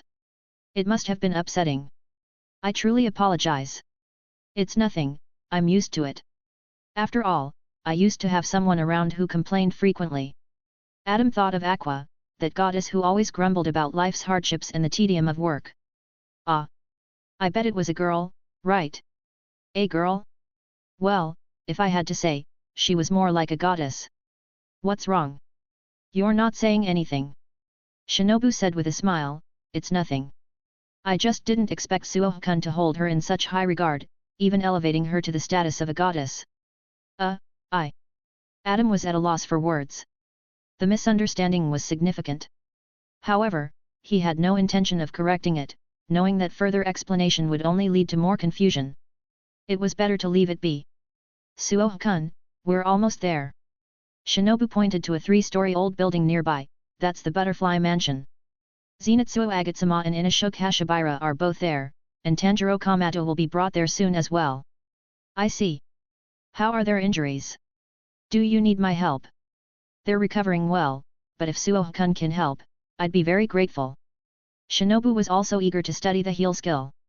She then led Adam into the butterfly mansion. Before we go in, how about Suo-kun changes clothes? The style of your current outfit is quite unusual. Shinobu said, gesturing at his attire. Thank you for your consideration. Adam agreed without hesitation. After all, the stark contrast between fantasy and realistic styles would certainly draw unwanted attention. Chapter 29 Healing. Shinobu led Adam into the butterfly estate. Upon entering, they encountered a young, beautiful girl standing in front of the house. She gazed into the distance with a vacant, lifeless look in her eyes. Kaneo, admiring the scenery. Shinobu greeted the young girl. The girl turned but remained silent, staring blankly at her. It was unclear whether she had heard the greeting. Shinobu, accustomed to this behavior, pointed at the girl and introduced her to Adam. This is Kaneo Tsuyuri, my adopted sister. She doesn't speak much for certain reasons. I hope you'll understand, Suo-kun. It's all right. Adam replied with a gentle smile. Hello, Kaneo. I'm Takeshi Suo. Unfortunately, Kaneo remained expressionless. She merely nodded slightly, uttering no words. No words, no feelings, no expression. Ah, haha. Shinobu laughed awkwardly, at a loss even herself when faced with Kaneo's lack of expression. Suo-kun, let's go see Zenitsu and Inashok now. After greeting Kaneo, she led Adam further inside. Along the way, they encountered Kiyo Teraki, Sumi Nakahara and Nao Takada, exchanging brief greetings. As they approached the room, they heard Zenitsu's frantic protests echoing from within. Is this medicine? Is this really medicine? I won't drink it. I absolutely won't. Come on, be good and drink it quickly. A sweet yet stern female voice urged. No, I refuse. Drink it now. I said I won't. Adam couldn't help but chuckle at Zenitsu's over-the-top reaction. The way he was carrying on, you'd think they were trying to feed him liquid lava instead of medicine. Even as he entered the room, Zenitsu remained steadfast in his refusal to take the medicine. Shinobu looked at him gently and asked, why won't you drink your medicine, Zenitsu? It's too bitter. Zenitsu whined, his face contorted in a pitiful expression. Isn't there any sweet medicine? I can't stand bitterness. Aoi Kanzaki glared at him, her teeth gritted in frustration. How can medicine be sweet? Stop this nonsense and drink it already. Adam stepped forward, attempting to reason with him. Zenitsu, remember, good medicine tastes bitter but cures the illness. The bitterer it is, the more effective it tends to be. The moment Zenitsu spotted him, he leaped off the bed, exclaiming, Carter-senpai. Hey, Zenitsu. How are you feeling? Thank you for saving me, senpai. Zenitsu looked at Adam gratefully. The medical staff told me I might not have survived without your timely treatment. It's nothing. You saved my life too, remember. Adam approached and patted his shoulder. You killed that spider demon with one strike. It would have been better not to mention it. As soon as he did, Zenitsu's face fell again. It's so embarrassing. I nearly died after killing just one demon. If Grandpa knew how useless I am, he'd definitely beat me to death. That's why I don't want to join the Demon Slayer Corps. He could no longer hold back and loudly expressed his true feelings. He really didn't want to join the Demon Slayer Corps. Shinobu looked at him gently and said, Zenitsu, joining the Demon Slayer Corps is your choice. We never force anyone. Whether you stay or leave is up to you. Since you've stayed, you must have an important reason, right? Zenitsu thought of his grandfather. He didn't want to disappoint the old man. But could he really live up to his grandfather's expectations? In truth, he wanted to meet those expectations. He was afraid of dying, but he was even more afraid of disappointing his grandfather. For a moment, he fell silent. Then, he picked up the medicine bowl, pinched his nose, and drank it all in one gulp with a grimace. It seemed he had his own convictions after all. Good boy, good boy. Shinobu patted his head and told him to lie back down to rest. Adam also stepped forward. Zenitsu, is there anywhere else that feels uncomfortable? If so, you should speak up now. I can treat you. By the way, you can call me Takeshi Suo. My other name is quite inconvenient. Takeshi Suoha. Alright, Suoha-senpai. And the treatment, oh, that green light. Zenitsuo exclaimed, recalling the warm, soothing glow. Is there anywhere you're still feeling discomfort? Adam inquired. No, I'm mostly better now. Zenitsuo replied, waving his hand dismissively. Suddenly, as if struck by a thought, he pointed to the boy in the adjacent bed. Suoha-senpai, could you please treat Inashuk? A demon crushed his throat, and he's struggling to speak and breathe. His body's also pretty banged up. That boy. Adam followed his gesture. He saw a figure wearing a boar's head mask, lying docile on the hospital bed, muttering repeatedly in a faint voice, I'm sorry, it's all because I'm too weak. I'm sorry, it's all because I'm too weak. I'm sorry. Adam stood silent, observing. This battle had finally introduced Inashuk, who'd never known fear, to the bitter taste of defeat.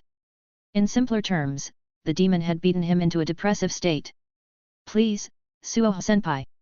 Zenitsuo pleaded. Despite his tendency to mock Inashuk, they were comrades, and he couldn't bear to see him suffer. It's no trouble at all.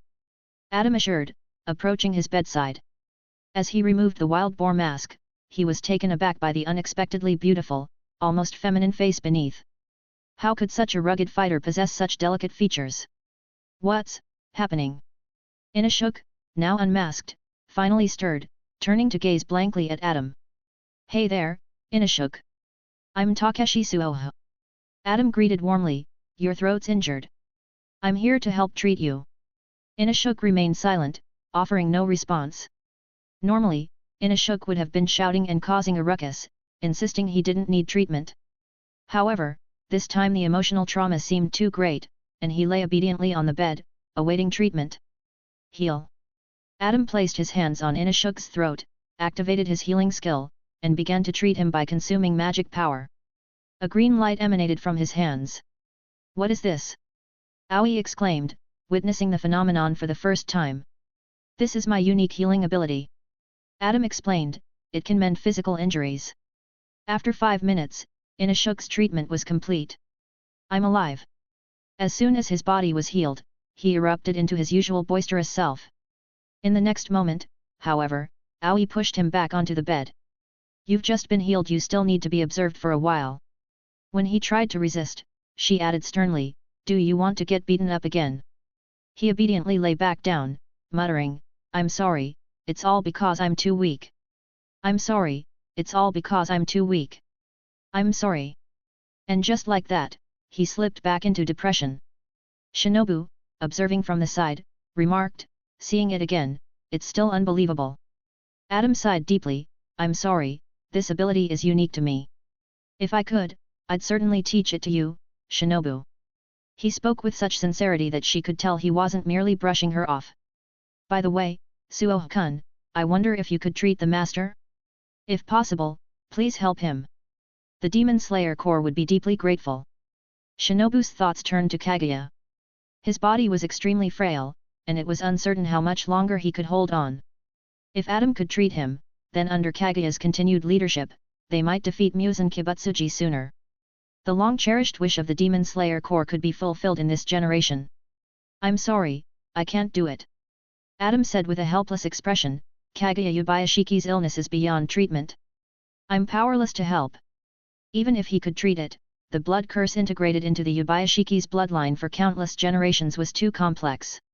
Adam couldn't guarantee a complete cure, even if he could purify it. If only Aqua could come to this world. Unfortunately, Adam currently lacked the ability to bring people across worlds. However, one possibility remained. What if Kaguya became a demon? If he transformed into Mayo could help him break free from Muzan's blood control, both the lifespan issue and the blood curse would be resolved at once. But then, would a demon Kaguya lead the Demon Slayer Corps to slay demons? Hiss. Kishao Arima would call this professional. Chapter 30 Heart to Heart. Unfortunately, Kaguya would never agree to such a method, even at the cost of his own life. Doing so would undermine the very purpose of the Demon Slayer Corps' existence, causing the organization to immediately crumble. He likely understood this principle well. I see. Shinobu said, a hint of disappointment in her voice. As they conversed, another Kakushi member entered, carrying someone on his back. Tanjiro, you're here too. Zenitsu exclaimed, the first to spot the figure on the Kakushi's back. Ah, Zenitsu. Tanjiro, still being carried, raised his head at the familiar voice. His eyes darted around the room. Suoha-senpai, Koko-senpai, and even Inashuk is here. Most of his acquaintances from the Demon Slayer Corps had gathered in this small room. Lady Shinobu Koko, I've brought Tanjiro Kamado as requested. The Kakushi member announced nervously. He quickly placed Tanjiro on the bed and turned to leave. I'll take my leave now. The pillar's prestige had clearly intimidated him. However, no one paid much attention to the Kakushi's hasty exit. Instead, they immersed themselves in the joy of reunion. Tanjiro, let me heal you. Adam said. Heal. He began to use his heal skill, enveloping Tanjiro's body in a soft green light. Moments later, Tanjiro's injuries were completely healed. He sprang up on the bed and shouted, revived. A sense of déjà vu washed over Adam. Were all three of them cut from the same cloth? Aoi, just as she had done with Inashuk earlier, promptly pushed Tanjiro back onto the bed, insisting he rest properly. Thank you, Suoha-senpai. Tanjiro, now lying down, expressed his gratitude. Not only did you save my sister, but you also healed me. I'm truly grateful. I appreciate your thanks. Adam replied, patting his shoulder, the three of you have just been healed, and while your injuries are mended, your bodies are still fatigued. Rest well, I'll check on you tomorrow. Yes. Zenitsu and Tanjiro chorused, while Inashuk continued muttering, I'm sorry, it's all because I'm too weak. Afterward, Adam left the ward with Shinobu. They also went to check on Nezuko, finding her in a deep sleep. Adam treated her as well. Although Nezuko was a demon capable of physical regeneration, the heal skill could advance her awakening by a few days. They couldn't let her wake up near the story's end as in the original work, could they? Unfortunately, heal couldn't replenish her internal energy. Otherwise, she might have awakened even sooner. During the treatment process, Shinobu observed silently. Afterward, they left together, arriving at a secluded corner of the butterfly estate where a standalone two-story building stood. Suoha-kun, please stay here tonight. Shinobu said, leading him to a room on the first floor. It's small, but clean. I hope that's all right. Any place to lie down is more than enough for me. Adam replied, covering his face as he recalled unpleasant memories. You know, I once slept in a stable. Shinobu paused, then said softly. That must have been difficult. After a moment, she added, I'll have someone bring dinner later. Thank you, Shinobu. I'll take my leave now. She said, turning to go. The room was sparse, just a bed, a table, and a window by the headboard. Nothing more. Adam lay on the bed, staring at the ceiling, deep in thought. Time was of the essence, he needed to learn the sun-breathing technique soon. But the Demon Slayer Corps was still processing the news he'd brought, so they likely wouldn't have time for him, at least not today, with nightfall approaching. Tomorrow, he'd check on Tanjiro's recovery. He'd push him to train harder and try to convince him to abandon his current style for the more suitable sun-breathing technique. Oh, right. He should also encourage Tanjiro to grow out his hair, adopt a more distant gaze, and subtly alter his aura. The plan? To make him look like Yoriichi Tsujikuni. No need for a perfect match, even a 30 to 40% resemblance would do the trick. Adam couldn't help but chuckle, picturing Musen's face when he sees this look-alike of his old enemy. Would he freeze up in fear or throw a embarrassed hissy fit? Man, that would be hilarious to watch. Knock knock knock. A series of raps at the door snapped Adam out of his reverie. Just a moment. He rose to answer, finding Aoi on the threshold. She balanced a wooden tray laden with food and a few simple garments. Oh, Aoi. It's you. Suoha-senpai, I've brought your dinner. Adam stepped aside, gesturing for her to enter. Please, come in. Thank you. The two crossed into the room. Suoha-senpai, these are clothes Lady Koko sent for you to change into. Change of clothes. How thoughtful. Adam realized he only had the clothes he was wearing. Aoi, please thank Shinobu for me. Of course, I'll relay your message. She bowed respectfully and turned to leave. I'll return in an hour to clean up. Thank you for your trouble. He smiled and waved. The meal Aoi brought was light but varied and nutritious, leaving Adam satisfied. An hour later, she collected the dishes. He followed her out, helping with minor chores and physical labor. An upright young man wouldn't freeload. He returned to his lodgings after nightfall. Despite his exhaustion, Adam slept for less than an hour before waking. He couldn't sleep. He missed the fragrant, soft body pillow with her rich scent. Though oppressive, he'd grown accustomed to that compressed feeling. Without her, sleep eluded him. The room felt cramped, and lying in bed bored him. He decided to get some fresh air. Stepping outside, bright moonlight bathed him as a cool breeze caressed his face. He felt a slight contentment. My, Suo-kun. Why are you up so late? What brings you out here? A gentle female voice came from behind the small building. Turning around, Adam discovered Shinobu sitting on the roof, watching him. Shinobu, what are you doing here? He asked, surprised. You're not monitoring me, are you? You misunderstand, Suo-kun. Shinobu replied with a smile, I live right above your room. This is originally my residence. Oh, I see. Adam exerted force in his legs, a faint electric light flashing by. He jumped onto the roof, settling beside her. What's wrong, Shinobu? Can't sleep either. He noticed her reddened eyes, as if she'd been crying. I was thinking about my sister. Shinobu's expression turned gloomy. Today's confession to him, along with the matter of Nezuko, had left her at a loss. Suo-kun, do you think humans and demons can coexist peacefully? No. All demons are cunning villains, extremely treacherous beings that could never peacefully coexist with humans. Adam paused, then added, although I'd like to say that Nezuko's appearance has broken this fixed impression. What he said echoed Shinobu's internal struggle. On one hand, she was furious at demons, wishing to eradicate them all. On the other, she carried her sister's hopes for peaceful coexistence between demons and humans. Nezuko's existence left her conflicted, unable to reconcile her feelings. Suo-kun, my sister once said. Wait, stop right there. Adam interjected, cutting Shinobu off mid-sentence. He gazed intently into her eyes. Shinobu, you're your own person, not just an extension of your sister. What are your thoughts on this? My thoughts? She echoed, hesitant. Yes, your thoughts. It's admirable to honor your sister's wishes, but not at the expense of your own identity. You're living for yourself, not just for her memory. What matters most is what you believe. Shinobu fell silent, her internal struggle evident. After a long pause, she looked up with a soft smile. Thank you, Suo-kun. I want to see for myself if Nezuko truly embodies the kind of demon my sister envisioned, one capable of coexisting with humans. Her expression hardened with resolve. This is my wish. I see. Adam replied, his tone neutral. Was this a polite rejection of his advice?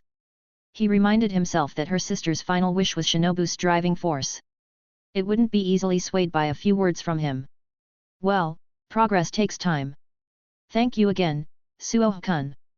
Shinobu said warmly. Adam remained silent, feeling undeserving of her gratitude. You know, Suo-kun, you're quite the enigma. She mused. Oh?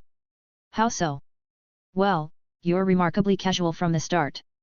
You use given names so naturally, as if... Ah. Adam trailed off.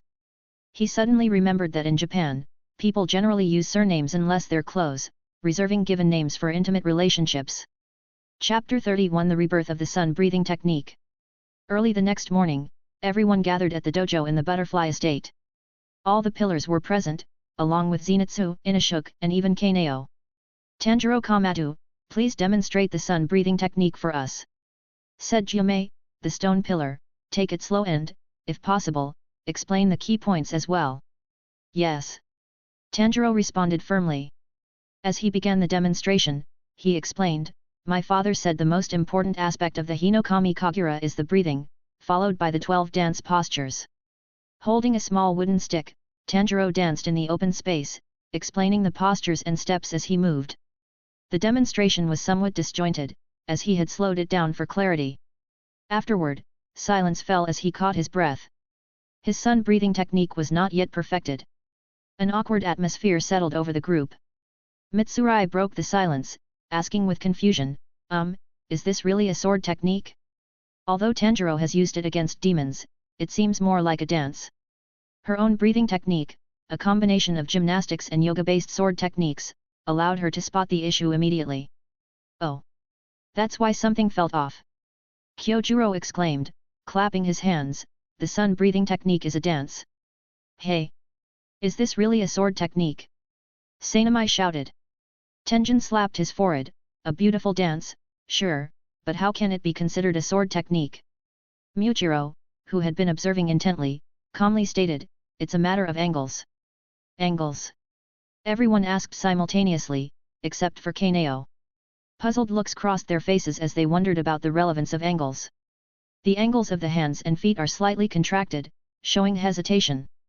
Muichiro explained, while it uses minimal effort to exert maximum force, it's not achieving optimal results. It seems the sun breathing technique has undergone subtle adjustments.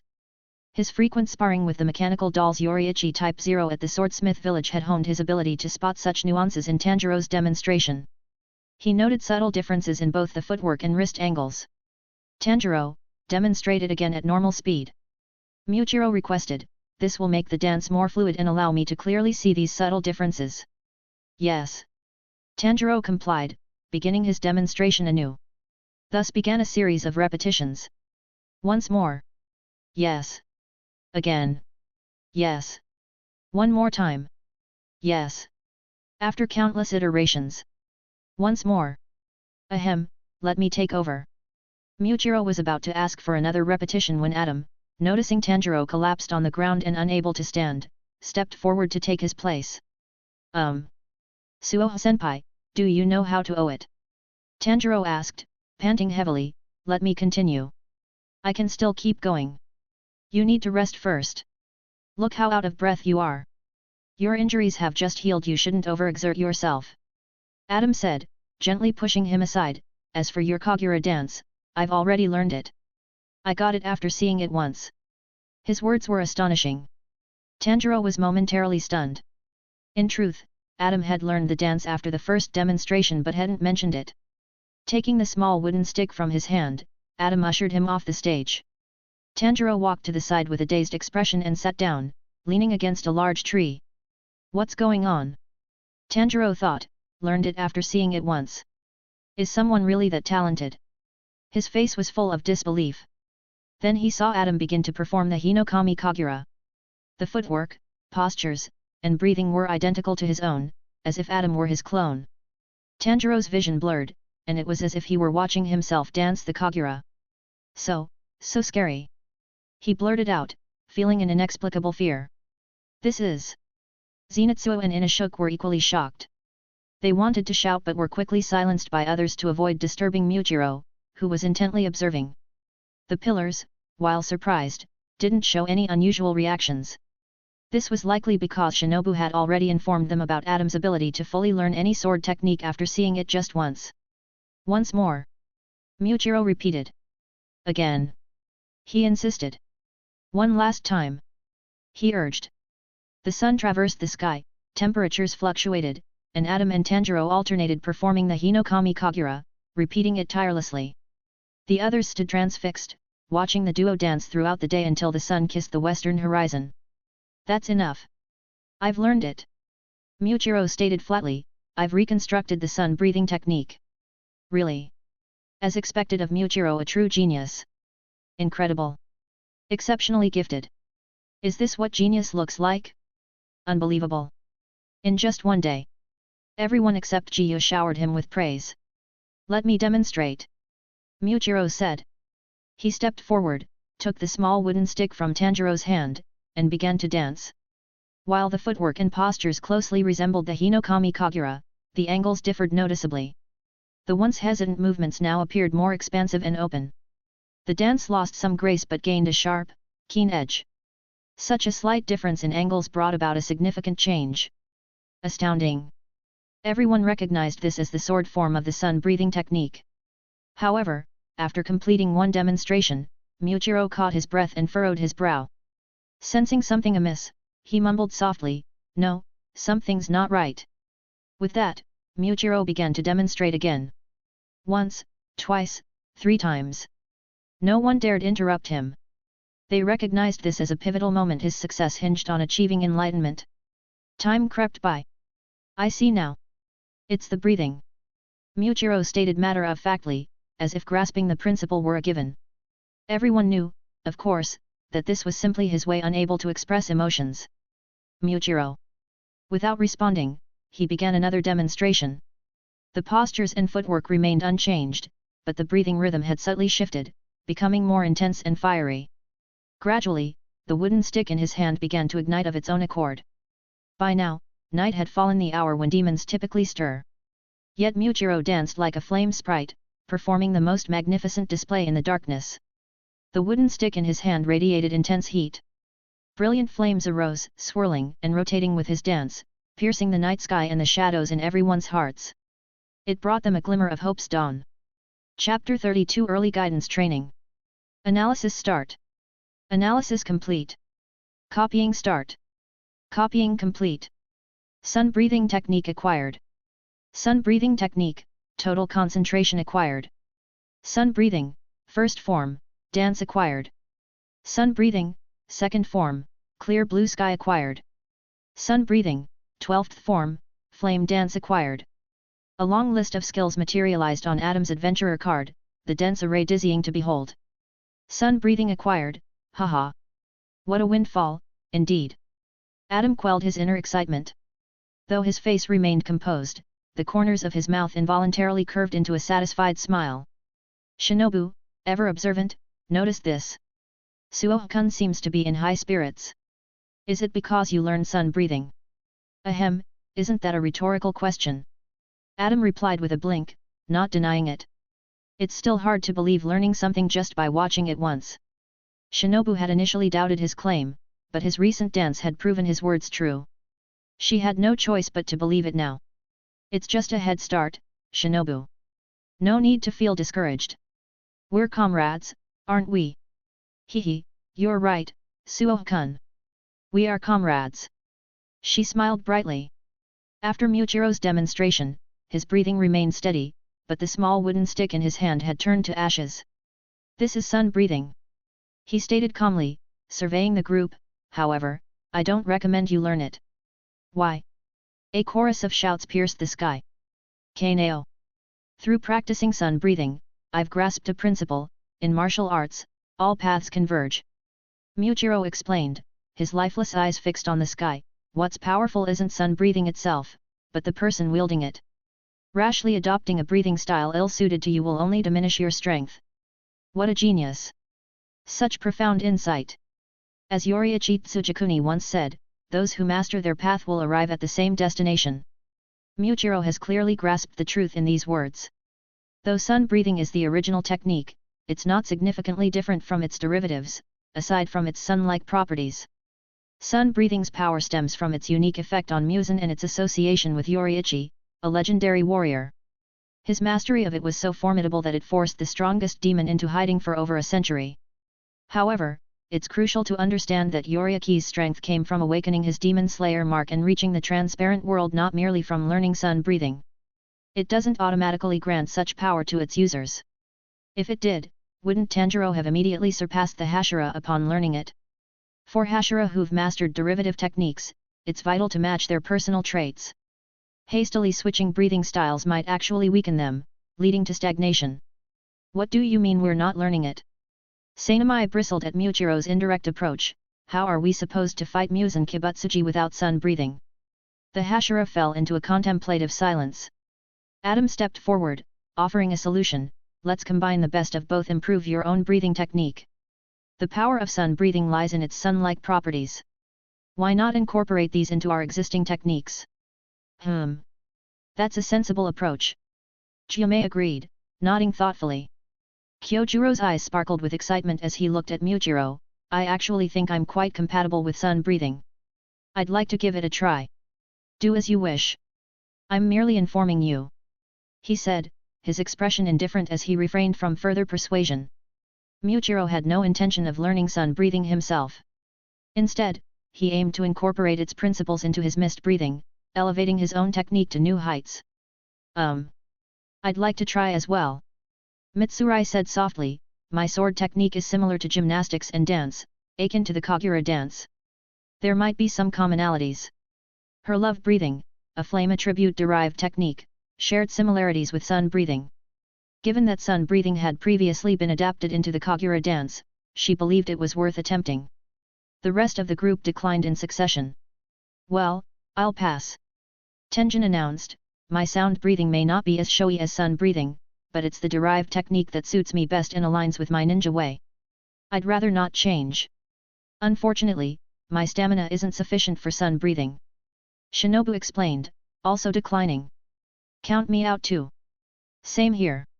Ultimately, besides Kyojuro and Mitsurai, all other Hashira opted out. To Adam's surprise, even Sanamai, who had initially clamored to learn, decided against it. It seemed they had taken his words to heart. Well then, let's begin the guidance training. Adam proposed, this training isn't just about teaching you sun breathing. It's also about you guiding Tanjiro and the others, while simultaneously instructing me in your breathing techniques. We'll be achieving 3 goals at once. How does that sound? Is this proposal agreeable? His words gave everyone pause. This is an excellent idea. We should nurture the younger generation. Kyojuro said with a hearty laugh, just last night, I was lamenting to the master about the declining quality of the Demon Slayer Corps. Let's seize this opportunity to train them well. I concur. I'll show them how truly flamboyant a ninja can be. Tenjin declared. I second that. Sounds like a plan. With that, the Hashira approved Adam's proposal. As the day drew to a close, everyone departed, agreeing to commence training the following morning. The Demon Slayer Corps commenced their rigorous training regimen.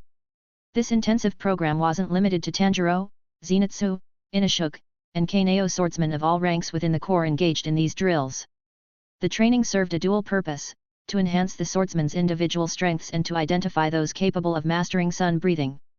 A crucial challenge remained, how to seamlessly integrate the sun-like properties of sun breathing into their existing techniques. This puzzle demanded thorough discussion and experimentation. To cover all bases, the Corps devised a 2-pronged approach. While some focused on incorporating sun-breathing elements into their current styles, others sought to recruit members with the potential to learn sun breathing in its pure form. As the Corps threw themselves into this ambitious undertaking, time seemed to accelerate. A week passed in the blink of an eye. At an open space behind the mountain at the Demon Slayer Corps headquarters, Adam and Jiyu faced each other. They shouted in unison. Water breathing, 11th form dead calm. Water breathing, 11th form dead calm. Massive water ripples spread from beneath their feet, 2 colossal waves colliding and subsiding in a rhythmic dance. This domain-type sword technique, deceptively slow yet lightning fast, was a defensive divine skill capable of nullifying all attacks. Yet, with both wielding the same technique, neither could gain the upper hand. After a prolonged stalemate, Jiyu broke the silence. Takeshi, your ability to learn any sword technique at a glance is truly enviable. You're no slouch yourself, Jiyu. Developing such a powerful technique on your own is impressive. However, Adam replied, lowering his stance, this next move is a technique I've crafted by blending water breathing with other sword styles. I'd appreciate your guidance. Jiyu wordlessly raised his sword, adopting a defensive posture. Adam's voice rang out. Water breathing, 12th form transformation of time rain. Chapter 33 New Sword Technique Transformation of Time Rain. Transformation of Time Rain is a domain-type sword technique that, unlike Dead Calm, embodies the tranquil essence of water throughout its execution. While employing the breathing technique, Adam infuses a large amount of magical power, maximizing the characteristic of tranquility. This vast magical power restrains the space around the enemy, severely suppressing their mobility and bringing them to a near standstill state. It's a divine technique where the potency of magical power infusion directly correlates with the deceleration of the enemy's attacks. He adapted this technique from the Rain Guardian, Takeshi Yamamoto, in the anime Katkyo Hitman Reborn, blending it with his own understanding. The original technique was called Rainy Metamorphosis, Aggregate Art, Junoka. The creation of Transformation of Time Rain filled Adam with pride. He could now move beyond solely relying on analyze and copy, allowing him to learn from others' strengths, compensate for his weaknesses, and transform their experiences into his own. As Jiyu faced the incoming blade, he attempted to resist but found himself enveloped in an indescribable energy that rendered him immobile. Swoosh! Adam's sword struck directly, devoid of fancy techniques, halting just a centimeter from Jiyu's nose. The blade's sharp edge grazed his skin, yet his face remained impassive, betraying not the slightest hint of fear. That's enough. Aoi declared, seeing the outcome decided. Her judgment was impartial. Both combatants exhaled deeply and sheathed their swords. Thank you for the lesson, they said in unison. Adam accepted the towel Aoi handed him, wiped the sweat from his forehead, and listened as Jiyu inquired. What sword technique is this? He asked bluntly, this viscous feeling enveloping me. I sense it's the essence of water. Is it a form of water breathing?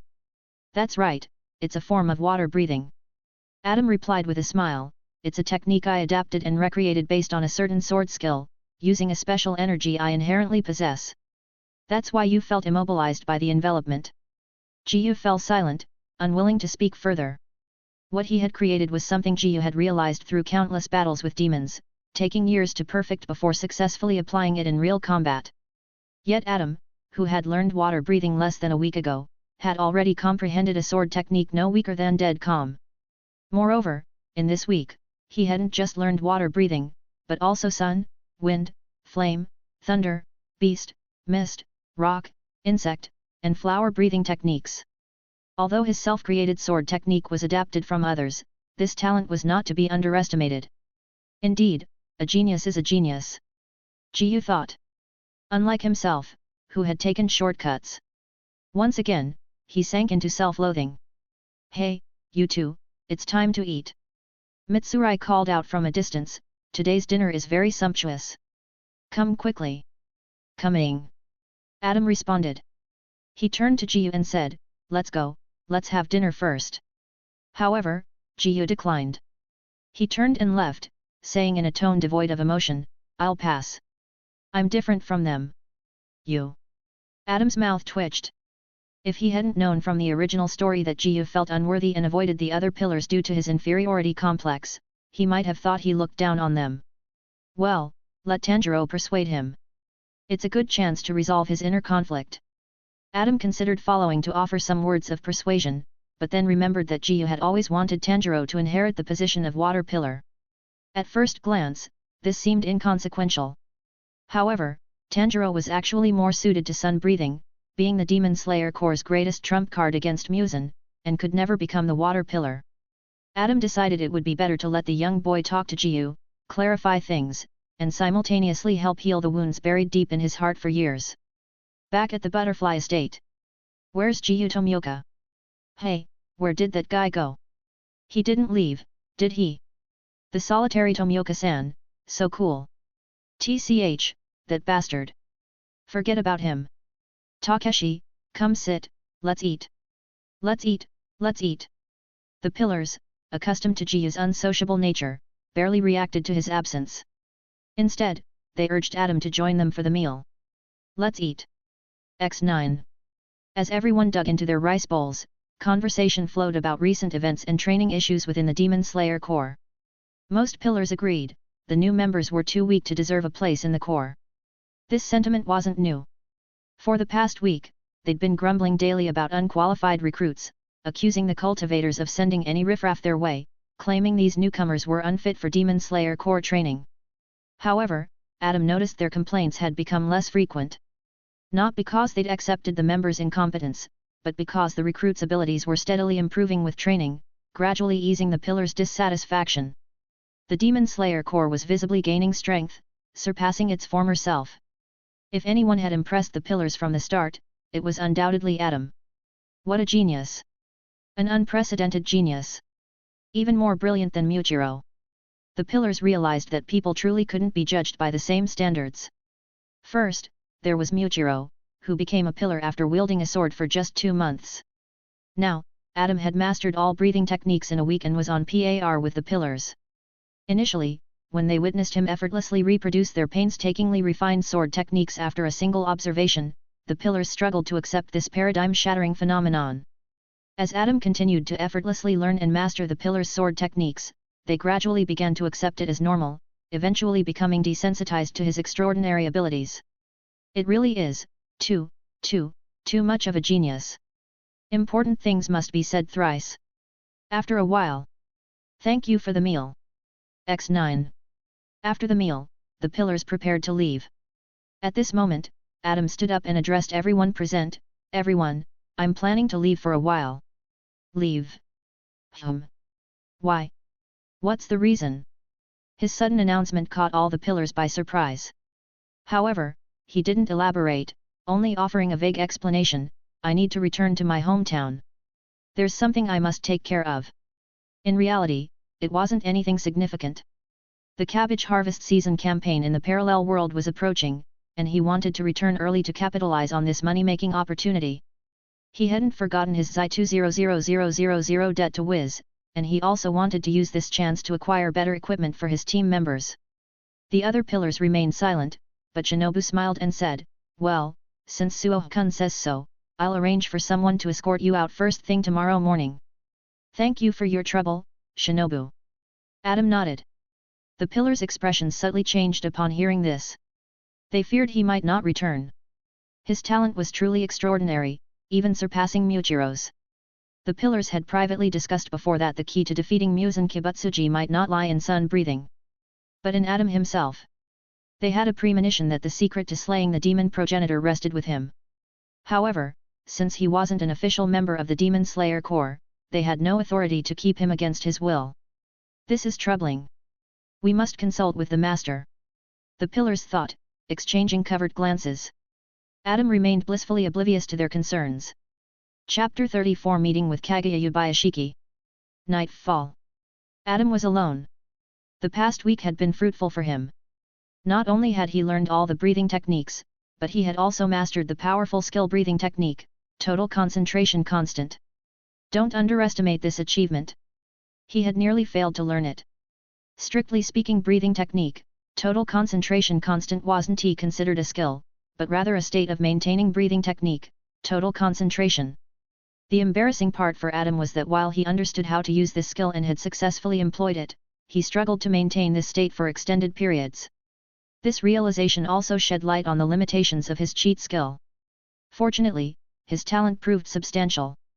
It took 5 full days without sleep or rest, relying on his powerful physique to constantly maintain, adapt, and internalize the feeling of the breathing technique's constant operation, forcibly making it a bodily instinct. Even so, he had barely managed to master it on the final day.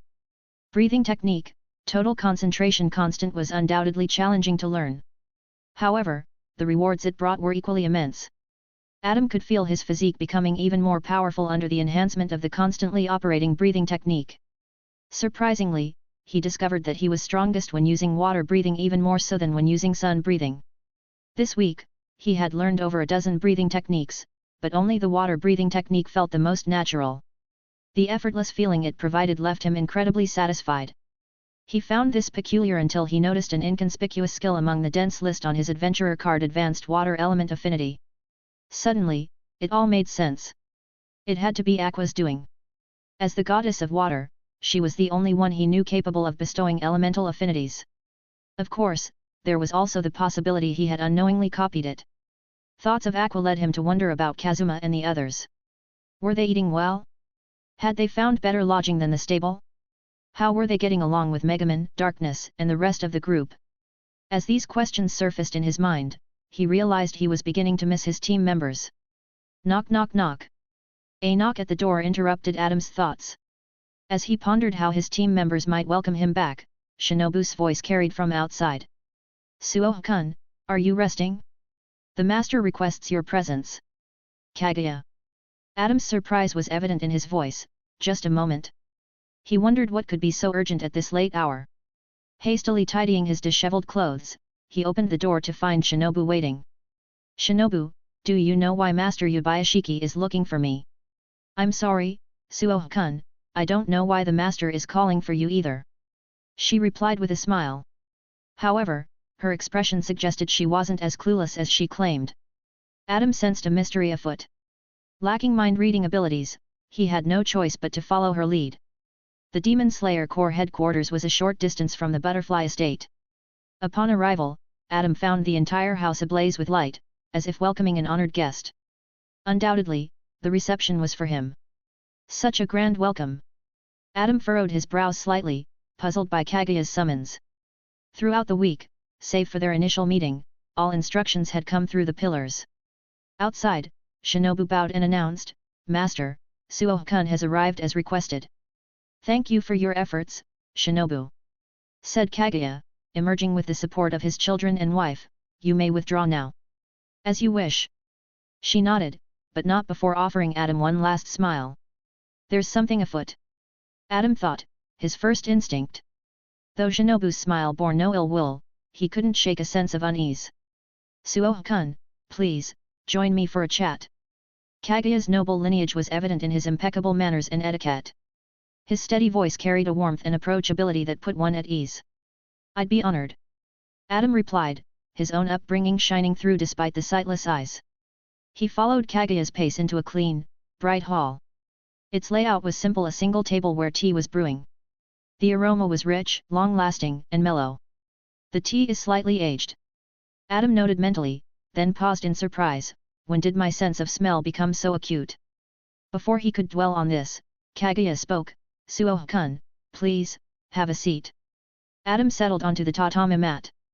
The tea continued to warm, its fragrance intensifying with the heat. A silence fell between them while he observed Kaguya carefully. His handsome face bore unsightly scars, with deep purple marks covering the area above his nose bridge. Despite his terrifying appearance, Kaguya's tranquil and peaceful aura made him seem approachable. This contrast was striking. What a unique person! Soon, the water boiled. Amini, Kaguya's wife, performed a masterful tea ceremony for the two, and Adam, as expected, copied this ability. Please enjoy, she said, placing the brewed tea before him. Thank you. Adam took a small sip. Excellent tea. This was no ordinary brew. It had a rich, smooth taste with a lingering flavor. Combined with the first-class tea ceremony, it perfectly showcased the tea's qualities. Hearing the praise, Amina bowed slightly, showing a touch of modesty. The two continued drinking tea. 1 cup. 2 cups. Adam grew impatient.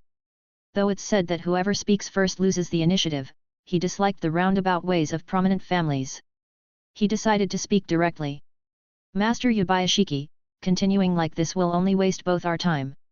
Shall we speak frankly? Kaguya seemed slightly surprised but began to speak. Suo-kun, I've called you here to make a request. What is it? I ask that after my death, you lead the Demon Slayer Corps to slay Muzan Kibutsuji. Let the blood curse of the Yabayashiki family end with our generation. Adam was shocked. Whoa, hold up. What was going on? Why this sudden talk of matters after death? Why? He asked. Adam didn't believe he possessed a kingly aura that makes people bow at first sight. There had to be a reason behind his determination. Suo-kun, though my eyes cannot see, I possess foresight. Kaguya's usual calmness gave way to excitement. Every night this past week, I've dreamed of a scene, all the pillars cheering around you, the Demon Slayer Corps filled with joyous laughter.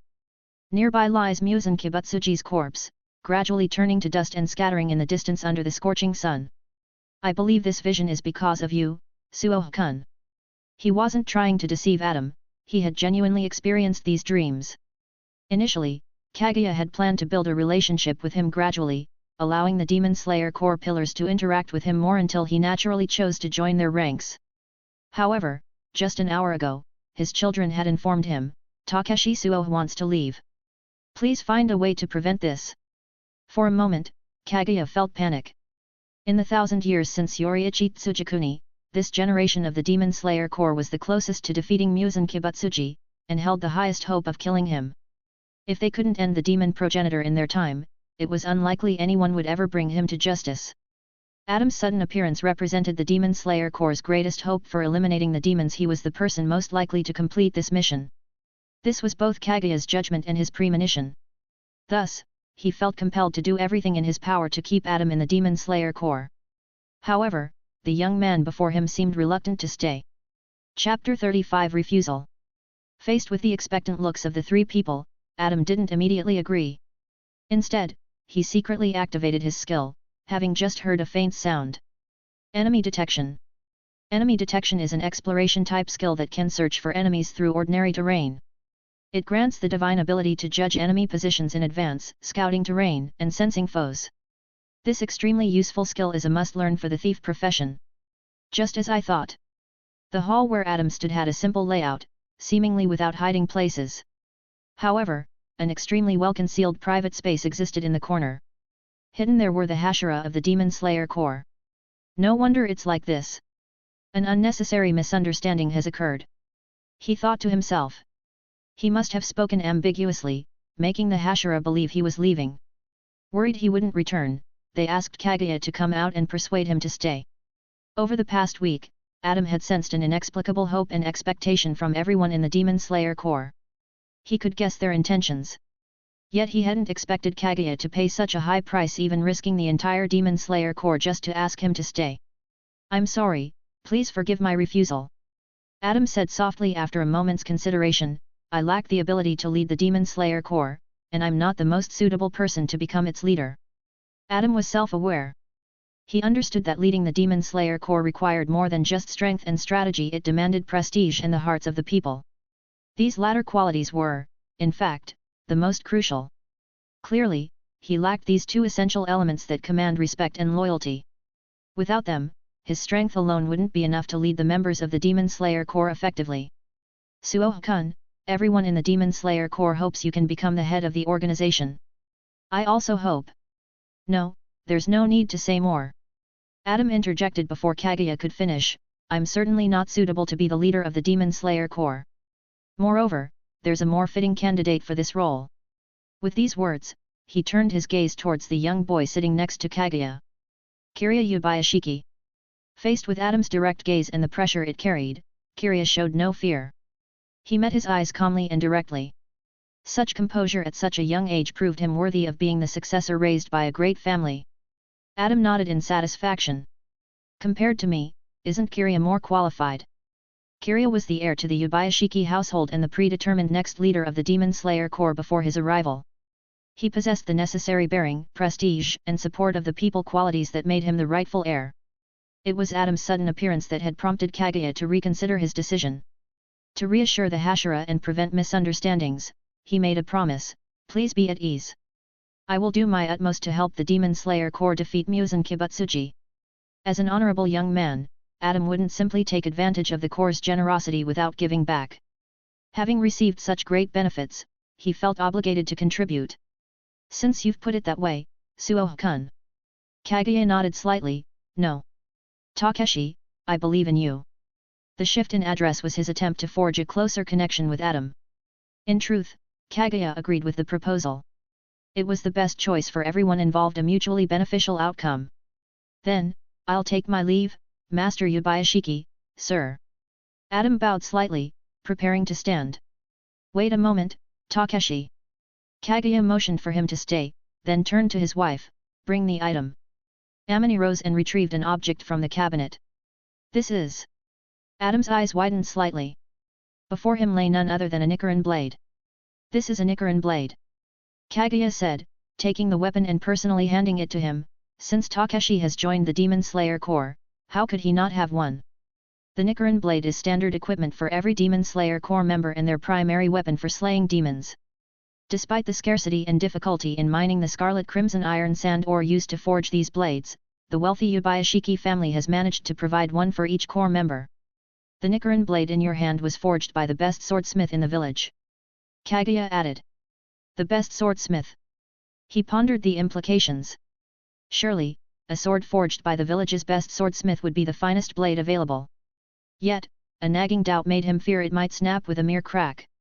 Pushing these thoughts aside, Adam eagerly unsheathed the blade while using his breathing technique, curious to see what color it would take on.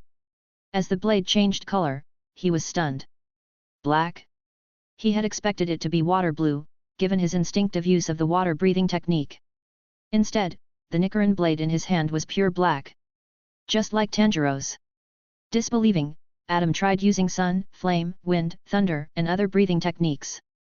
Yet, without exception, the blade remained pure black. How strange! Is it because I learned the sun-breathing technique? He wondered, unable to comprehend the phenomenon. Amini.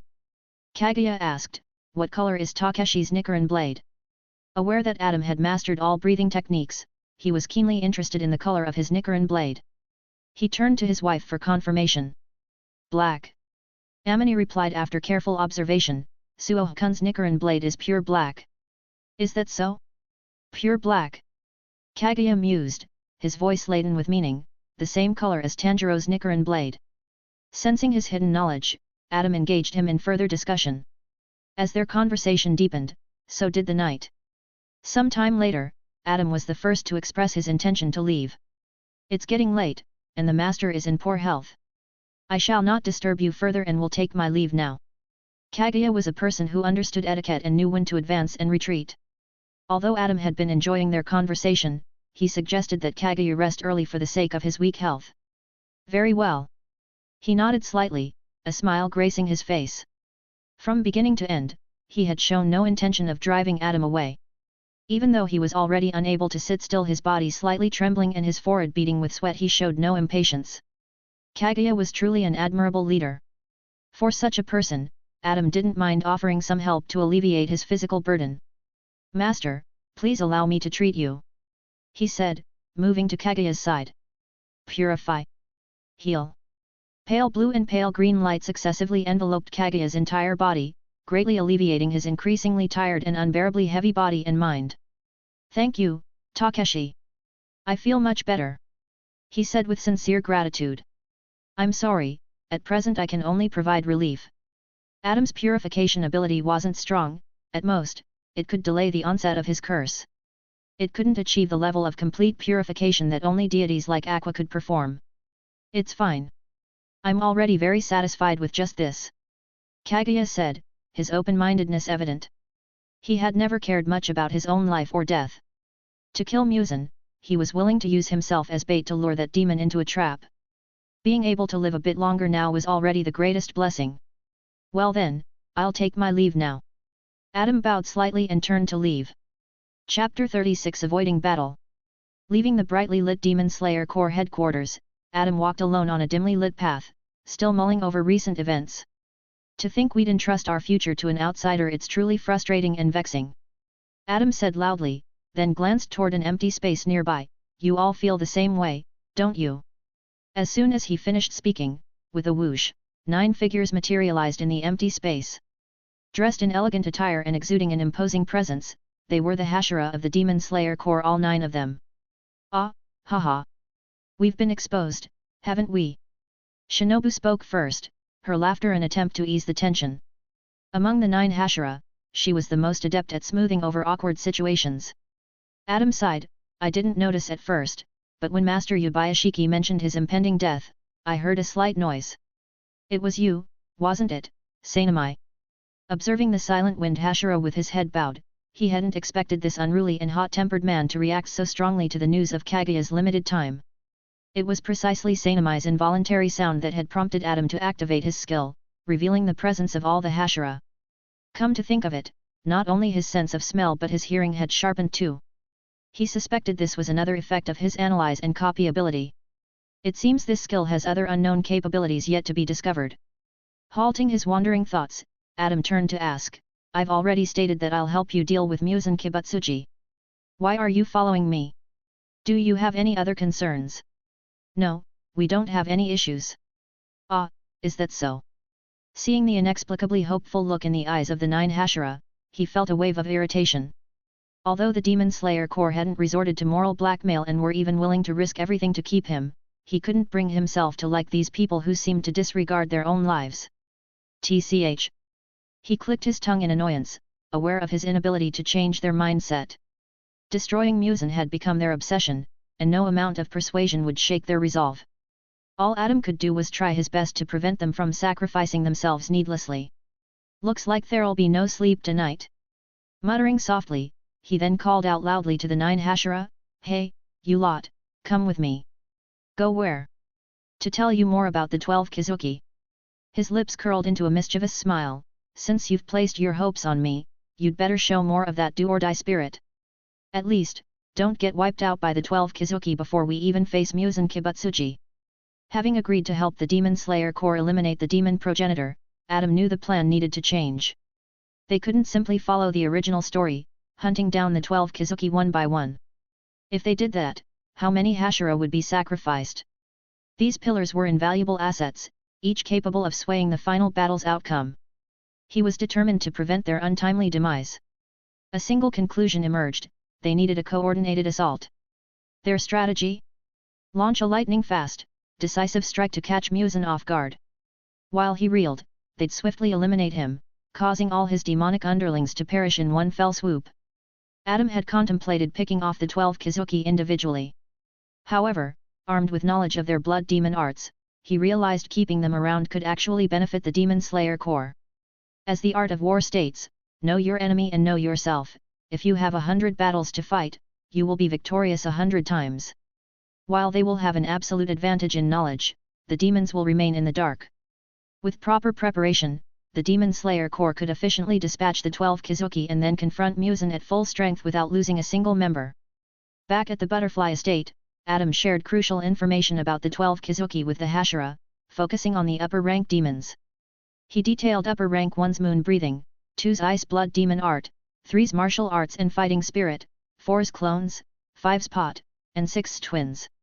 He also mentioned lower rank 1's nightmare ability. He spoke until dawn, his mouth parched from the lengthy explanation. That's all I know. Adam sighed, gratefully accepting tea from Shinobu and sipping it to soothe his throat. Are the upper rank demons truly that formidable? Mitsurai asked nervously, fidgeting as she processed the intimidating information. Indeed, they're incredibly powerful. But I'm not afraid. Kyojuro exclaimed, his eyes gleaming with excitement at the prospect of facing such foes. Chiyome, the eldest Hashira, spoke with calm reassurance, we are the Hashira of the Demon Slayer Corps. Even against seemingly invincible enemies, we shall not falter. You're right. Mitsurai agreed, patting her cheeks, I'll give it my all too. The other Hashira remained silent, their hands instinctively tightening around the hilts of their Nikaran swords. Adam observed the eager expressions around him as he held his teacup. He felt compelled to temper their enthusiasm with a dose of reality. The upper-rank demons are indeed formidable. At present, we're not strong enough to face them, let alone Muzan Kibutsuji. Suoh-kun. Shinobu's polite smile faltered, her facade cracking under the weight of his discouraging words. I'm merely stating facts. Overestimating our abilities will only lead to needless deaths. I'm looking at you, Shinobu. He fixed her with a stern gaze, don't even think about confronting Doma alone. Your life is no longer yours to throw away. Shinobu hesitated before reluctantly conceding, yes. I understand. For the Corps' sake, she resolved to set aside her personal vendetta for now. I have a proposal, Adam announced, clapping his hands to regain everyone's attention. From now on, we must avoid unnecessary battles. Avoid battles? The Hashira echoed, bewildered. Precisely. This is a critical period for the Corps to build strength. Let the regular members handle demon appearances. Hashira are to remain on standby. If a Hashira must undertake a mission, they'll be accompanied by 2 others. He paused before adding, should you encounter an upper-rank demon, do not engage. Retreat immediately. Are you out of your mind? Sanamai erupted, his temper flaring, you're telling us, the Hashira, to run from demons? Are you mocking us? The very purpose of the Demon Slayer Corps was to eliminate demons. Yet here was Adam, instructing them to flee. What purpose would they serve then? To the Corps and its Hashira, this suggestion was nothing short of an insult. Please listen carefully to what I said, Adam emphasized, when encountering an upper-rank demon, turn and run. Isn't that the same thing? Well then, do you have the confidence to defeat an upper-rank demon on your own? Before Sanamai could argue further, Chiyome interjected, Sanamai, follow the instructions. With our current strength, attempting to kill an upper-rank demon will undoubtedly result in casualties. His words carried the weight of an irrefutable fact. Given the Demon Slayer Corps' present capabilities, a direct confrontation with the 12 Kizuki would lead to mutual destruction, a devastating exchange of 2 or even 3 Hashira for each demon slain. Such a trade-off would be disastrous, offering no advantage to the Corps and jeopardizing the final battle against Muzan. That's right, focus on improving your own strength, Sanamai. Adam approached him and added, you're all in the same boat as Shinobu. From now on, your lives aren't yours alone to risk. Dedicate yourselves to becoming stronger, and make your greatest contribution to defeating Muzan Kibutsuji. Chapter 37 1-Year Time Limit. Avoiding battles indeed dampens morale. However, it's undeniable that this is currently the best and most advantageous choice for the Demon Slayer Corps. They can't recklessly sacrifice people in battles they can't win. Adam is ambitious. He wants everyone to survive. He aims for a perfect ending. Only children make choices, adults want it all. For this reason, he instructed all the pillars to accumulate strength and retreat when encountering demons they can't defeat. Retreating isn't shameful, it's an important battlefield tactic. However, constantly avoiding battles isn't acceptable either. It can easily wear down morale, cause self-doubt, and possibly lead to hesitation when facing upper-rank demons in the future. So, everyone agreed on a time frame, 1 year. With this 1-year deadline, they would launch an all-out attack against Muzan and the 12 Kizuki. Adam set this time frame based on Kaguya's physical condition as the final deadline. Even with the help of Purify and Heal, his lifespan was only about a year. His body was critically ill, on the verge of collapse. This was a race against time. Using Kaguya's lifespan as the boundary, they would see whether the Demon Slayer Corps could kill Muzan first, or if the demon progenitor would succeed in annihilating all members of the Demon Slayer Corps. All the pillars were eagerly rolling up their sleeves, itching to get started. All right. Since everyone's eager to improve their strength, dismissed. Adam clapped his hands, shooing away the group of pillars who wanted to leave but seemed reluctant to do so. I'll do my best. I'll master the sun breathing as soon as possible and eradicate all the demons. Kyojuro exclaimed enthusiastically as he left first. His passion had always been unwavering. If the strongest Gyume was the pillar of stability for the Demon Slayer Corps, then the energetic flame pillar was their guiding light. With his strong leadership and sound judgment, he could always inspire others to take action. As expected, following his departure, the other pillars bid their farewells and left one by one. In the end, only Shinobu remained. Adam looked at her and asked, "Shinobu, did you stay behind to see me off?" After all, I promised to see Suoh-kun off last night. I can't just leave you alone, can I?" She said with a smile, "Besides, I rely on poison to kill demons, so there's not much room for improvement in my skills. Don't underestimate yourself. Medical personnel are crucial logistical support, and they're essential in defeating Muzan Kibutsuji." Adam set down his teacup. "You're very important, Shinobu." He gazed directly into her eyes. Shinobu broke eye contact first. "I'm really happy that Suoh-kun thinks so highly of me, the mistress of the butterfly estate. If you truly believe that, then don't carelessly risk your life. Doma is not an opponent you can currently face." He reminded her patiently, concerned she might rashly seek out Doma for a confrontation. Yes, I know. I definitely won't go looking for a fight with Doma, rest assured, Suoh-kun." Shinobu's smile twitched, a vein popping on her forehead. "Geez, Suoh-kun is such a mother hen. Do you really have so little faith in me?" To be honest, even though it was for her own good, after hearing the same advice repeated several times, Adam wasn't tired of giving it, but Shinobu was tired of hearing it. "Mother hen. This has nothing to do with whether I trust you or not, it's just. No, it's nothing." He held back what he wanted to say, then spoke to her solemnly, "Shinobu, while I'm away, if any of the pillars unfortunately fall in battle, make sure to retrieve their bodies. Don't let them be consumed by demons." Shinobu looked at him puzzled. Well, if possible. Even the pillars of the Demon Slayer Corps had often fallen prey to demons. She herself was prepared for such a fate. Also, ensure the retrieved bodies are as intact as possible. Don't cremate or bury them, use ice blocks to freeze them and prevent decay. Then wait for my return. Why? I'll give you and the 12 Kizuki a surprise. Adam smiled mysteriously. A surprise? More like a shock. He thought, bringing the dead back to life would violate worldly ethics no matter how you look at it. The ability to revive the dead could only be one skill. Resurrection. Indeed, resurrection. Adam had already learned this incredibly useful skill from other high priests. However, unlike Aqua's resurrection goddess privilege, the ordinary version wasn't as powerful. It had quite strict prerequisites. First, the target had to have died within 1 month. Second, the body must still exist and be mostly intact. And third, it was limited to 1 resurrection per person. Normally, the time limit would be death within 1 day, but Adam had spent quite a few skill points to level it up, extending the death time limit to 1 month. Aha, I see. Hearing this, Shinobu became even more confused. But she did understand that she must retrieve the bodies of fallen comrades. "Shinobu, it's getting late. Could you have someone escort me out?" Adam said, ready to depart. Of course. Shinobu replied, leading him out of the butterfly estate.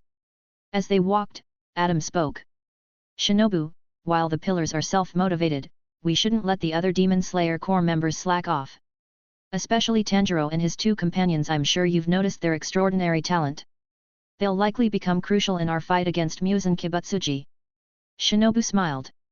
Indeed, we're of the same mind. Tanjiro and the others are training diligently. I'm confident they'll grow stronger. Just then, a Kakushi member arrived, kneeling respectfully before them. Lady Coco, your orders. The black-clad figure asked softly. Please escort Suo-kun out. Shinobu instructed calmly. Turning to Adam with a smile, she added, if you need assistance, look for shops with wisteria flower patterns. You can also send messages to the Corps through them. We'll be eagerly awaiting your return, Suo-kun. I see. Thank you for the information. Adam nodded. I wish you the best of luck in your endeavors. Thank you for your kind words. With Shinobu's heartfelt blessing, Adam donned a black hood, climbed onto the Kakushi member's back, and departed from the Demon Slayer Corps. Chapter 38 Team Assembly. Kazuma Sato, 16 years old. Had he not been transported to another world, he would surely still be a normal high school student at this tender age. Yes, a typical high school student. And like all teenagers, high school students have their share of secrets, things they'd rather keep hidden from prying eyes. Parents might mistake this for rebellion, but what's really happening? Is it about growing up, seeking independence, proving oneself, or simply desiring privacy? Whatever the reason, Kazuma wanted his own room. He was tired of living in the stable and longed to move out. For this, he needed help. He peeked at his snoozing buddy next to him, his face all scrunched up like he'd just smelled something funky. Aqua is a goddess. Yes, you heard that right, a goddess. This selfish, arrogant, gluttonous, lazy, and unambitious idiot is actually the goddess of water. Can you believe it? And her job class is the extremely rare and noble archpriest. Meanwhile, he diligent, smart, brave, and excellent has only the common job class of adventurer. Faced with this injustice, he felt the world's malice acutely. Hey, Aqua, wake up already.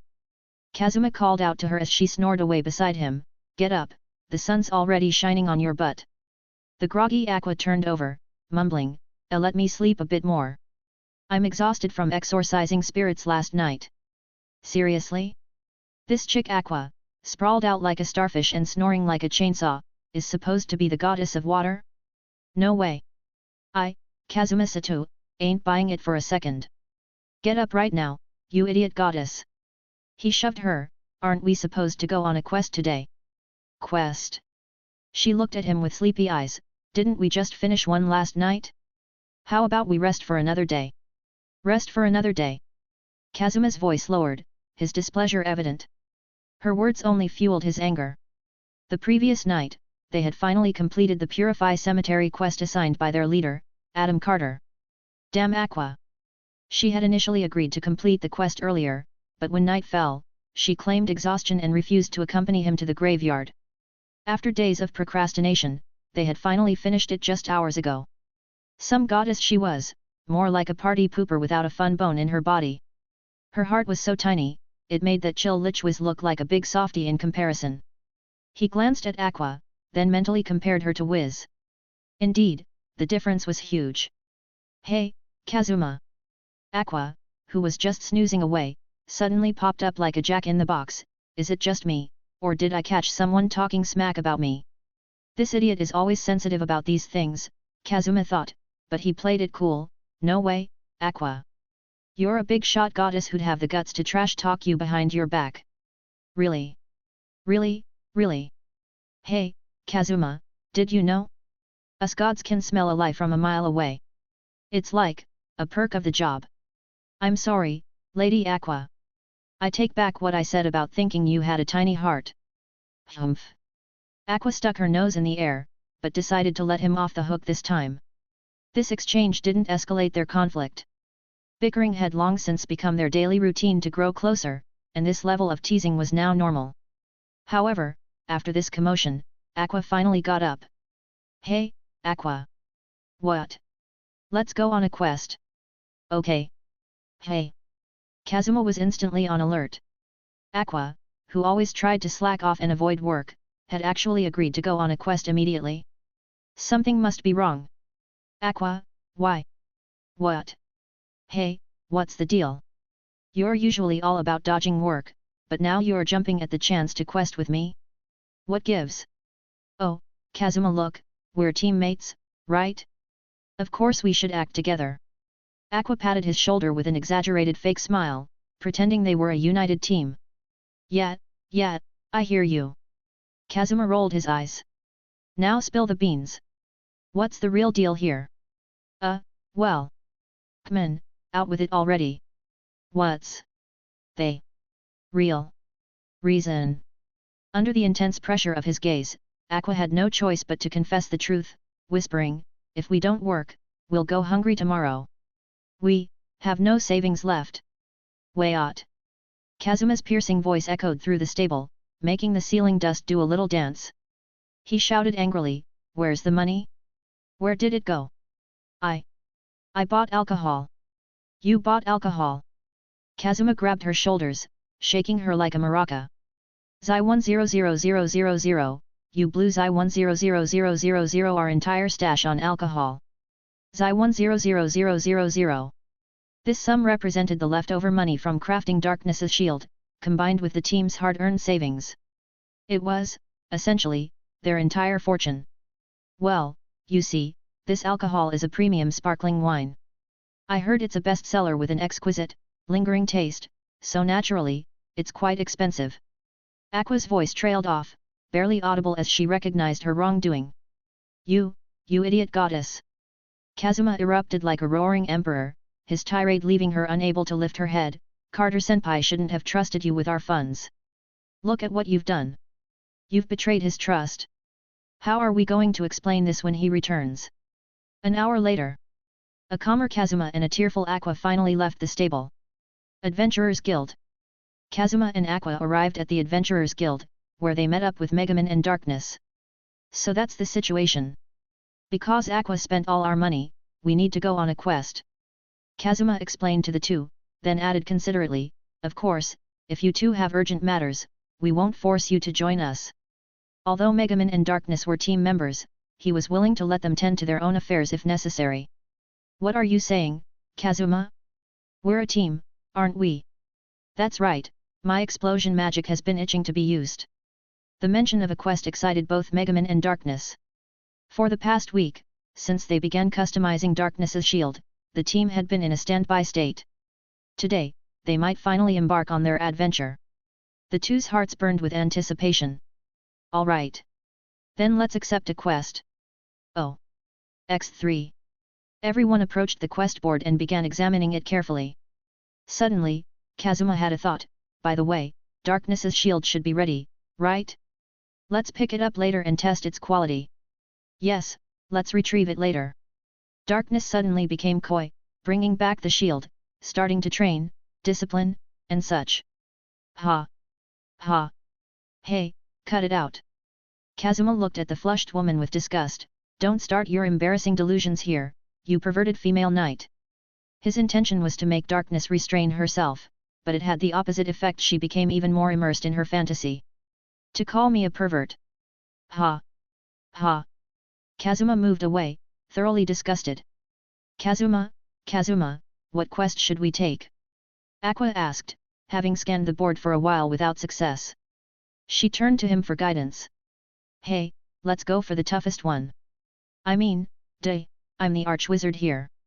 Megaman boasted, puffing out her chest like she was the hottest thing since sliced bread.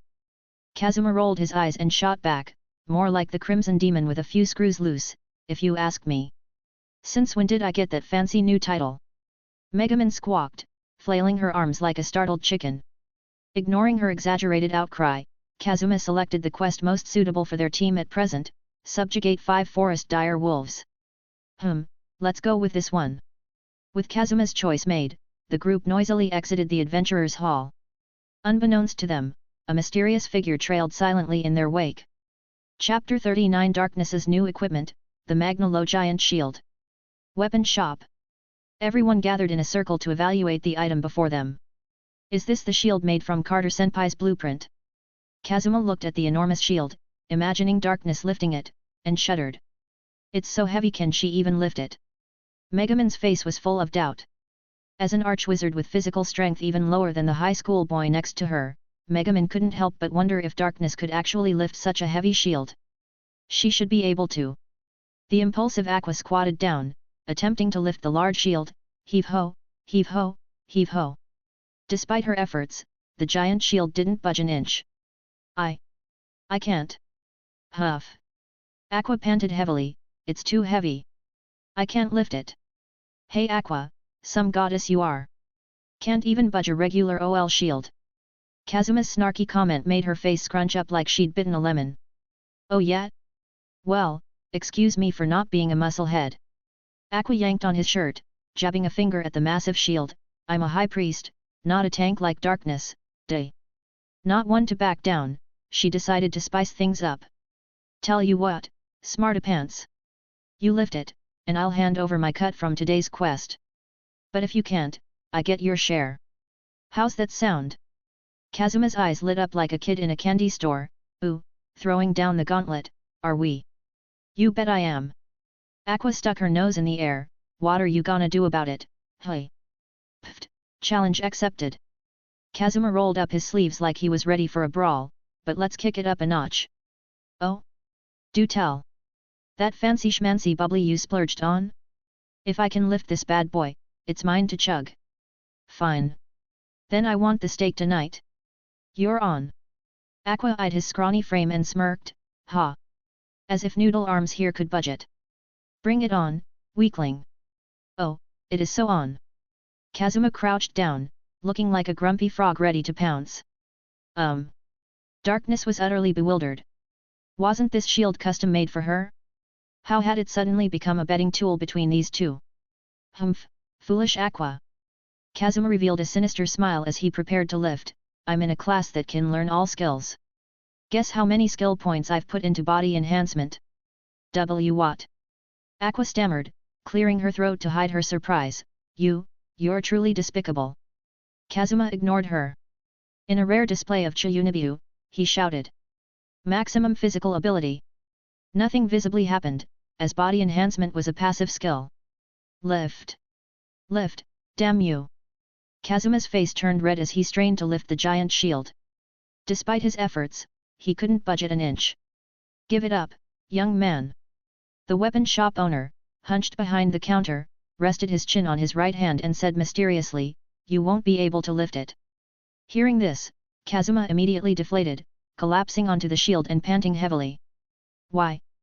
Megumin, ever curious, asked the owner. Judging by your equipment, you must be newcomers. The weapon shop owner chuckled, and based on what you said about your class earlier, your strength and stamina stats must be quite low, right? That's right, indeed. Well then, young man, do you know how heavy this shield is? How heavy? 200 kilograms. 200 kilograms. Kazuma cried out in shock. How on earth is such a cumbersome shield supposed to be used? After hearing the weapon shop owner's words, a sense of foreboding welled up in his heart. You know that typical scenario, an arrogant newcomer tries to show off, only to be scolded by the weapon shop owner for not knowing their limitations, told they have much to learn, and so on. Sure enough, that routine had arrived. Hey, young man, are you looking down on me? The weapon shop owner suddenly seemed angry. When a customer spends a fortune to craft equipment, of course I'll dedicate my best skills and materials. As he spoke, he stood up from behind the counter. His body was extraordinarily large, at least 2 meters tall. His muscles bulged all over, powerful and strong, like a man made of iron. Compared to Kazuma, the high school boy looked like a little chick. He walked up to them, his eyes blazing with insulted fury. Kazuma closed his eyes tightly, bracing for impact, but no blow came. When he opened his eyes, he saw the weapon shop owner squatting down. Lifting the shield, he assumed a defensive posture. Such a powerful presence! Darkness exclaimed sincerely. A master's skill was immediately apparent. The tower-like owner holding the giant shield gave the impression of a human fortress. Look! This is the Magna Low giant shield, forged over 70 hours using very expensive refined iron ore and magic stones. The owner wielded the giant shield with ease, demonstrating various defensive postures and angles flawlessly. The shield seemed completely at home in his hands. His level must be at least 30, and he's definitely in an advanced knight class. Kazuma thought to himself. The weapon shop owner shouted, "This is how you use this shield. Wow! X3. Wow!" While the ladies were all giddy with excitement, Kazuma's reaction was about as enthusiastic as a wet blanket. He hadn't forgotten that this shield was meant for darkness. While the weapon shop owner could use it effortlessly, would she be able to wield it effectively? If she struggled to lift it like they had, they'd be in trouble. "Little girl, this shield is for you, right?" The weapon shop owner looked at darkness. "That's right, with that knight's outfit, you're the only one who could use it. Here, take it." He handed the shield to her, as if passing on the torch of his adventuring spirit. Oh! Darkness took the shield and mimicked the weapon shop owner's earlier poses. To everyone's surprise, she looked quite competent. The shield didn't seem heavy for her, and she used it with apparent ease.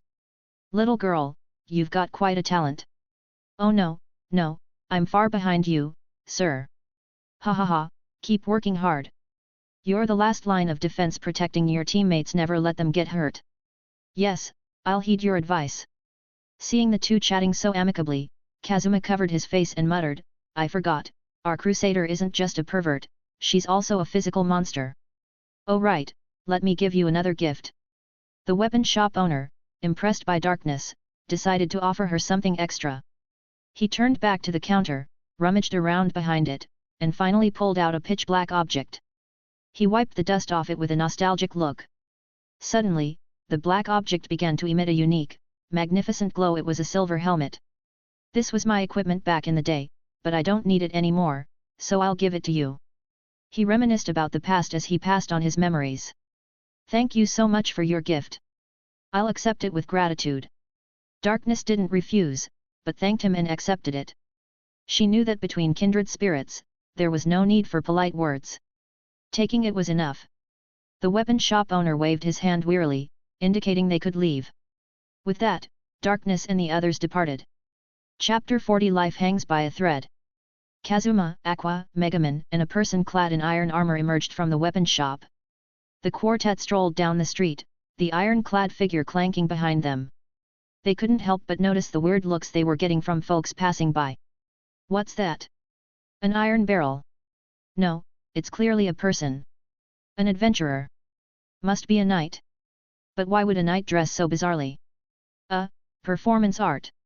On the street, adventurers and villagers alike pointed and whispered to their companions, eyeing the iron-clad figure trailing the trio.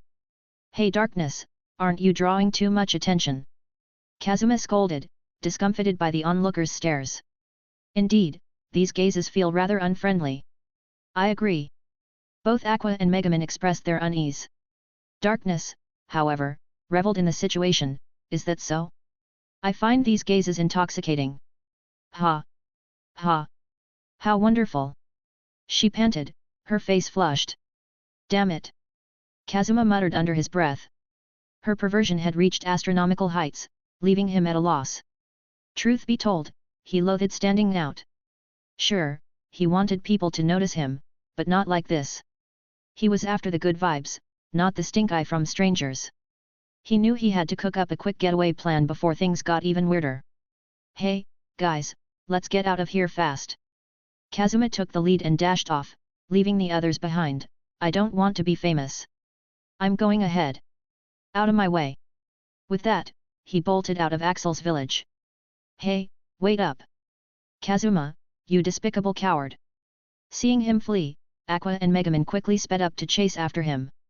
Darkness, noticing the three run off, also started running, her armor clanking loudly. As she ran, she stammered, "Why you actually abandoned me alone, wanting to see my disgraceful state. Kazuma, you're such a fiend." Finally, she shouted loudly. "It's wonderful." This perverted outburst made passing pedestrians stop in their tracks, curious about the Kazuma person the iron-clad figure was addressing. While his intention was to leave quickly without drawing attention, his actions actually made Darkness attract even more attention from passers-by, completely exposing himself in the process. But Kazuma remained blissfully unaware of all this. Who knows what hardships await him next? The group that ran out of the beginner's village headed south, towards the location of the Subjugate 5 Forest Dire Wolves quest. Kazuma! Kazuma, let's take a break. I can't run anymore. Megumin pleaded, leaning on her staff as she addressed the still jogging Kazuma. Hearing her call, he halted. A break, hey. Alright, let's rest for a bit. After checking the sun and their progress, he agreed to pause momentarily. Darkness, who had been following behind, quickly caught up and asked with concern, Megumin, you can't run anymore. Megumin sat on the ground, observing her normal complexion and steady breathing. Puzzled, she inquired, why aren't you tired at all? Even with such heavy armor and a giant shield.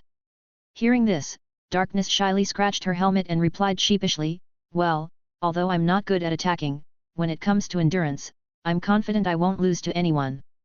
Kazuma nodded in deep agreement at her words. However, thinking about her other issues, his face contorted with disgust.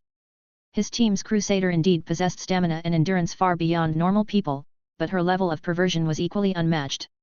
As he grappled with this internal conflict, Kazuma suddenly noticed Aqua lagging behind the group. Hey, Aqua, what are you doing? She, who had been constantly complaining about being tired, wasn't grumbling at all. Instead, she wore a suspiciously happy expression. Very suspicious indeed. Hearing his shout, Aqua hastily replied, and nothing.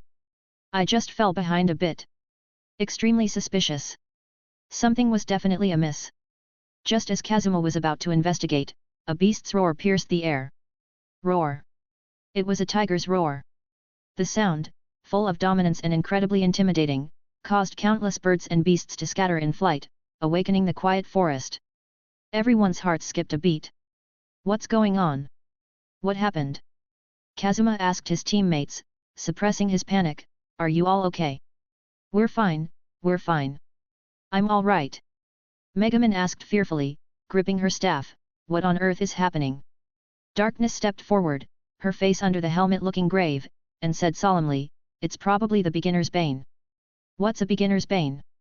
Kazuma asked hurriedly, quickly explain. The beginner's bane is a giant tiger. Darkness explained, ignoring his rudeness, rumor has it that it has eaten many people. Numerous novice adventurers who tried to subjugate it ended up being devoured instead. Because it's very strong and likes to roam near the beginner's village, people call it the beginner's bane. Kazuma's face grew serious, hasn't anyone tried to subjugate it? There's always a quest for it on the Adventurers Guild's board. But it's too strong for novice adventurers to defeat, so it remains unresolved. I didn't expect we'd run into it. Darkness's tone became more serious. Looks like we're in big trouble today. Kazuma frowned, then turned to Megumin, it's your time to shine. Cast a perfect explosion magic. I am Megumin, the master of explosion magic. Megumin declared, shaking her cape, leave this small matter to me. Oh, I'm counting on you. Kazuma thought to himself, although our archwizard has some issues with her head, her strength is undeniably real. It should be fine, right? Little did he know, he had inadvertently raised a deadly flag. It's here. Darkness shouted, raising her giant shield, Kazuma, Aqua, Megumin, the beginner's bane is here. Suddenly, a giant tiger leaped out from the forest. The giant tiger's body was massive, its aura imposing. Streamlined muscles rippled beneath its coat, exuding a wild beauty. It circled the group with lazy steps, as if they were trespassers in its backyard. The beast's intense gaze fixed on the group, instilling a constant sense of dread. Roar! Suddenly, it seized the moment. With a powerful kick from its hind legs, the tiger charged at the group. Am I the target? Perfect, bring it on! Kazuma exclaimed. Seeing the tiger lunging straight at him, he executed a slide tackle to dodge underneath it. However, in escaping danger, he'd forgotten about Megumin standing behind him. His evasion had inadvertently placed her in peril. Megumin! Damn it, Megumin! Megumin! Everyone shouted anxiously for her to run. But the tiger was too swift. Megumin, terrified and pale, sat powerless on the ground, her legs shaking uncontrollably. After all, she was barely a teenager, incapable of responding like a seasoned adventurer in a life-or-death situation. It's too late. Darkness, weighed down by her heavy equipment, couldn't keep up. She could only watch helplessly as her friend faced the tiger's attack. Just as Megumin closed her eyes in despair, she heard a confident and firm male voice more melodious than ever before. Thunder breathing, first form thunderclap and flash. A bolt of lightning flashed by. When Megumin opened her eyes again, she saw the once ferocious tiger lying headless, felled by a single strike. She had survived. Thanks for listening.